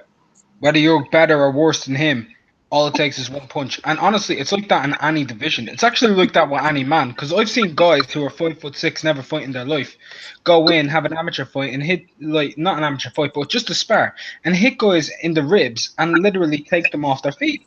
Yeah, yeah. But Dylan was doing it for mind games, though. He plays them kind of mind games, and I think he needs that type of edge. But when it comes down to it, yeah, I think Parker was too nice to him. Because Parker could have said some real stuff to this. When he called him a coward, did you see how pissed Johnny Nelson looked? Because, like, he's a former fighter himself. I know, but that's what I'm trying to say to you. Dylan's saying trying to get some sort of mental edge over him. That's what Dylan done it with AJ. But you see, the thing is, at the same time, look how much handshaking there was going on in there. He's calling him a coward, but then he's shaking his hand every minute. So at the same time, he respects him, but he's like, but I have to beat you. Dylan, it's one-on-ones with Dylan. He likes the guy, but I have to beat you. And so Dylan, if I have to beat you, I have to dislike you, kind of thing. And Dylan was just trying to get him out of pocket. But Parker, his reaction to it was very mature. He's like, okay, all right then, we'll see. But at the same time, was it too negative? But I was like, Parker doesn't give a shit. He's not that type of guy outside the ring. He don't talk shit. So you can read into what you want to read. But I know in the ring, when they get him in there, he comes to fight. I reckon it's only a few fights that he's been in the back foot, you know. It's only a few fights, man. I mean, how many fights has he actually gone in the back foot? Not that many. There's only two fights. There's only 2 fights he's been in the back foot, and that's against because he was on the front foot against Takam. So it was Andy Ruiz. He wasn't in the back foot, was he? He was more on the back foot than Andy was. Andy was like taking the center of the ring and controlling it, and Parker was bouncing around him. Okay. And AJ. Yeah, but why was he? Yeah, I guess he thought because Finn was going to slow out, Ruiz was going to slow out, and I think they probably think of Andy Joshua. So, but this is on to the Dylan says he's a coward, but boxing's not about fucking strong, man. It's about fucking IQ. So that's what I was thinking. Like, why didn't he say about where's your IQ getting knocked out? Because you got what is it, brave to get knocked out? When did boxing say it's brave to get knocked out? If anything, your jeopardy in the sport is fucking short. Like, Finn was nice to him. He was nice to Dylan. And that's what's in that Dylan's boxing IQ. Like, you're a coward because you didn't get knocked out like me. Because I'm brave. No, yeah, he legit said that, man. I said, Dylan. I'm just gonna say, if boxing was about being strong, yeah, and whatever, and not about IQ, Miguel Cotto would have fucking destroyed Floyd Mayweather. Yeah, that's right. He would have. Because he's way stronger. And like Floyd said that many times, the strongest person he's been in the ring with is Cotto. Because Cotto's really strong. He busted up his nose and that, but Mayweather just figured him out. Mayweather figured him out. But this is what I'm saying. He busted his nose. Dylan come into boxing late, yeah, and he didn't got no amateur. He got that much amateur, yeah. But the thing, Dylan, in terms of his Dylan's respect of himself and how he treats the game has got much better. He gets himself into better shape. He respects the game and that. But a certain thing about boxing IQ, he's still learning how to do a jab, bruv. He's still learning the nuances of boxing. When I was there watching him with what's his name, Jonathan Banks, he was still learning the nuances of how to box and how to throw hands and that. And now with Tibbs, he's got better. But at the same time, yeah, you can't be saying a man's a coward because he didn't get knocked out. Are you mad? Look, bro, like if he's trainer and them not have a game plan, and he's gonna stick to it as the fighter because thus far at that point he was undefeated. So but then after the fight he said, I felt bad because the trainers told me to do this, but you know what? It didn't think. They go, why do you adjust to go in there? Dylan said you should have threw it on the line. But that's going against what the trainers told him. Because when I'm in the corner with my fighters, I tell my fighter, this is the punch he's gonna throw. This is what you need to throw, and this is the way I want you to move. Now, if you go away from my game plan, come in the corner, when you come to rest time, I'm gonna have a go at you. Why don't you do what I told you to say? What's wrong with you? And they know, so they're trained to listen to the trainer and go out and follow the game plan. The game plan is to make AJ tired and boxing, and they weren't gonna change their game plan. And then look at this, right? He never got every man who thus far got in the ring with AJ has been knocked out. So what? So Joseph Parker should get knocked out. How's that good for your confidence? Survive. It didn't. So well, listen. His strategy was to wear AJ out. It just didn't work. Taka was gonna survive too. So that was a bad stoppage. Yeah, it was a bad stoppage. I'm not afraid to ever say any stoppage I think is bad. Even Crawford versus Horn. I mean, Crawford was beating him, but I didn't like how it ended. I wanted to get put on the seat of his pants. You know what? AJ might be going down in his performances because, like, if you look at his performances, he might be. No one's actually seeing this, but he might be actually going backwards. Man, that's it. That's why I won money off of that Parker AJ fight. Yeah, he might be going backwards because the thing is, I said that fight going the distance. Hey, you know why? You know I won it too. I won money on it too. You know what? You know why I say he might be going backwards is because of the knockout.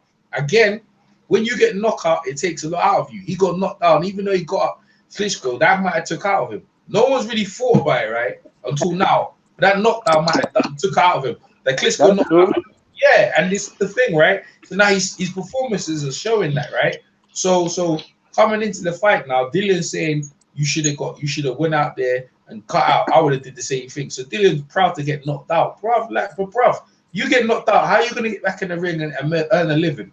You know what I'm saying? Like, come on, man. Stop. White and AJ get along. Yeah. Hey, now he don't get along with AJ because he think AJ. Listen, this time when he fight, he don't want to fight AJ again.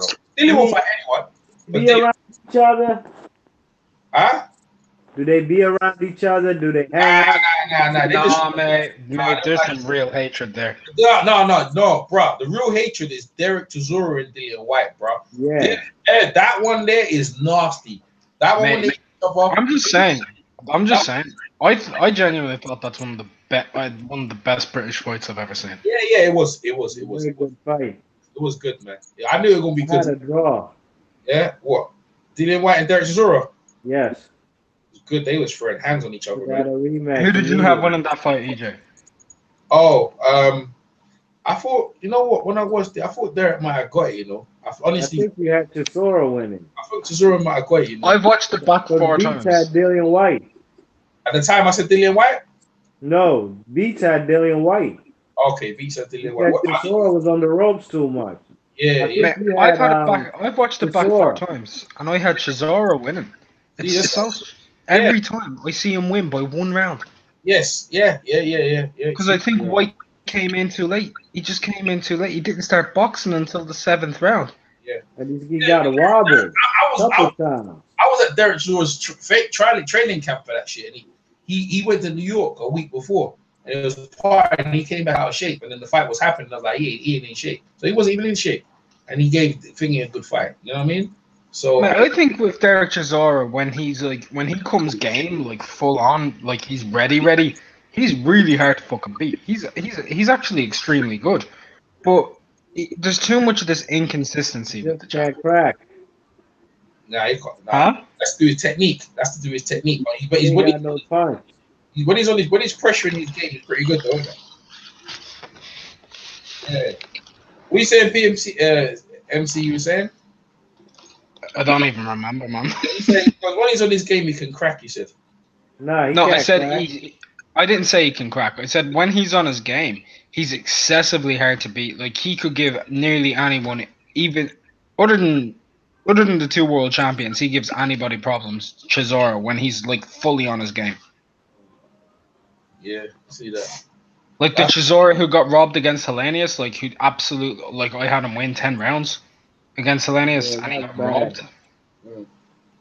So that Chisora, he gives anybody problems. Yeah, well, them days there, boy. The Chisora against Dillian White gives anybody problems. The Chisora against Caboyel gives nobody problems. Yeah, the Takam fight, right? It's just Takam, man. Takam ain't got much of chance, man. I know, but the Takam Takam fight win. I think is make or break for Chisora because honestly, like Takam and Chisora are like clones of each other, and essentially whoever wins that is the new Derek Chisora. No funny. I think Takam's. I like Takam, but I think he wins. he's a journeyman though, for real. So it's like He's gonna win. It's two dangerous journeymen because I'd say these two are two like top journeymen because Chisora is also a journeyman. Nah, not really. He's not really. It's not. No, but B Marsh, would you say that Chisora is a bit of a journeyman at this stage? Well, he's losing to the likes of that guy he lost in Monaco. Yeah, that's journeyman status. He's lost to no. Listen, EJ, listen. He lost to Pulev. He lost to this is his record. He's lost to Pulev. Me and B Mush had Pulev winning that fight, but go on anyway. I'm listening. Yeah, but he's lost to Pulev. He's lost to White. He lost to Klitschko. Fair enough. He got into the ring with Klitschko. He's lost to David Haye. He's lost to Tyson Fury twice. Once on fucking cuts and whatever. So, like anyone who's a top end fighter he's gone in with, he's lost. No question. He's lost all his big fights. Anyone. He hasn't won a big fight. Yeah, well, like I said to you, I don't think he sees himself as a journeyman. But I can't. If that's your opinion, then fine. Innit? You know what I'm saying? So, well, if Takam's a journeyman, Takam's beating better fighters than Chisora's beaten.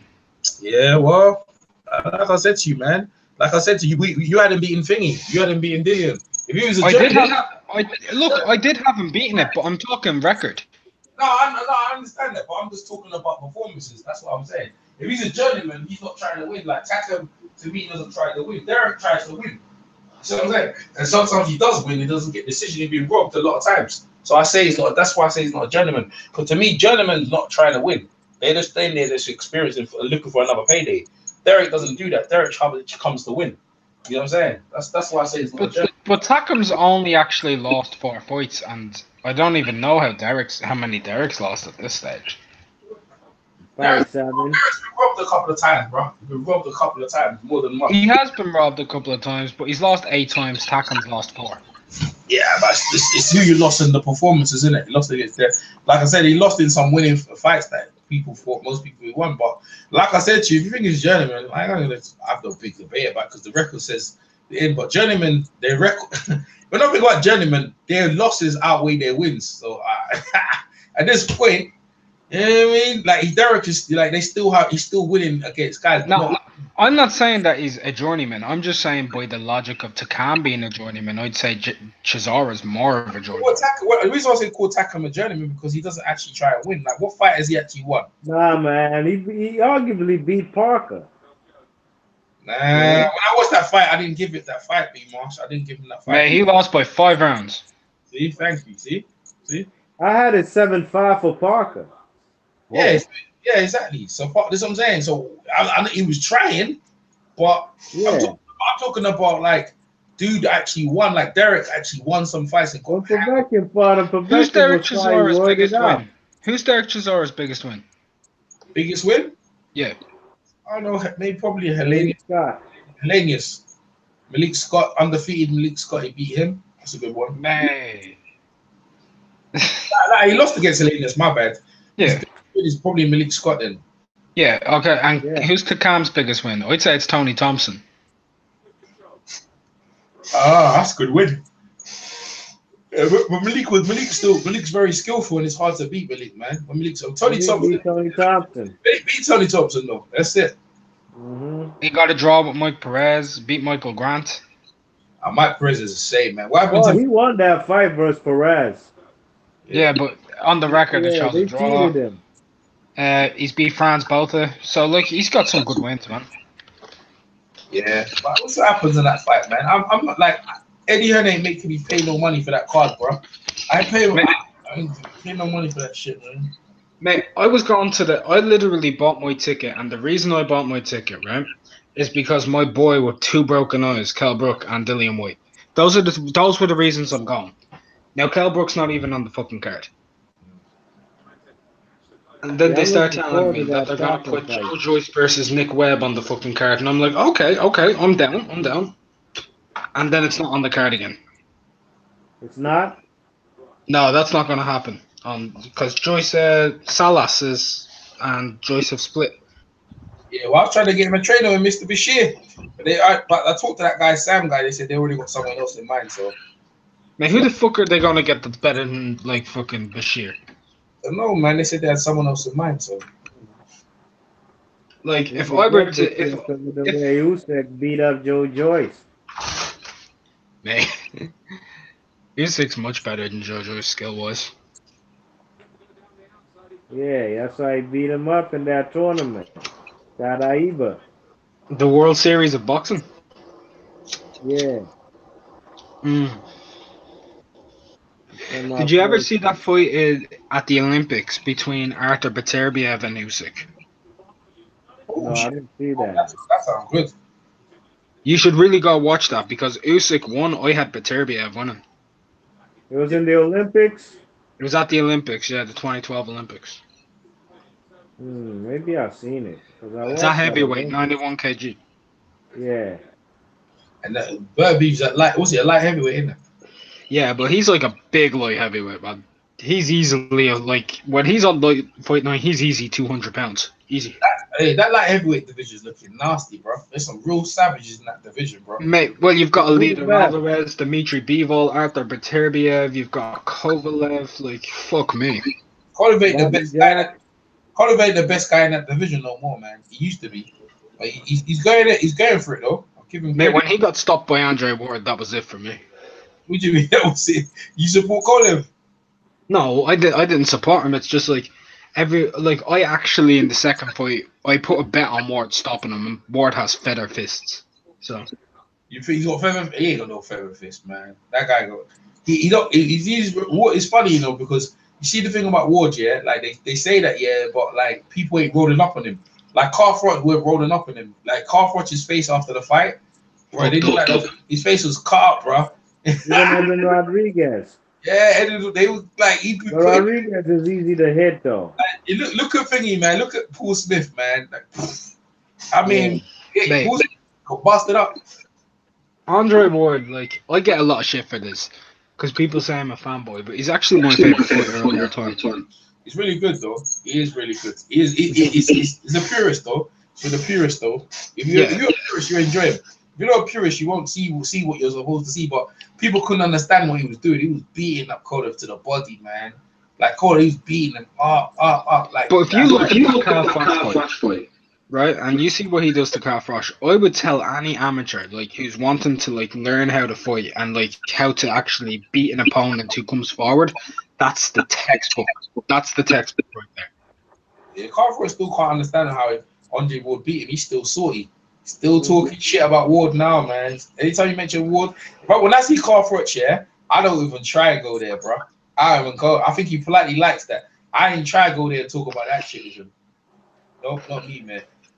You don't bring up Andre Ward, even in Sky Sports when they mentioned like recently with Froch, they mentioned they mentioned Andre Ward, and you could see his face just drop. He was like, for fuck's sake. I wish Andre Ward fought Lucian Bute and Stevenson. I'm glad he didn't because he made Carl Froch resurrect Carl Froch's career. And Carl Froch is a Hall of Famer because of that, because he was about to retire. He was depressed, man.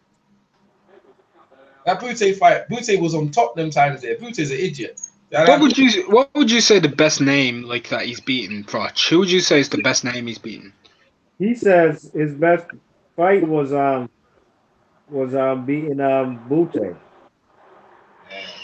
Yeah, but I think like, is that really his best?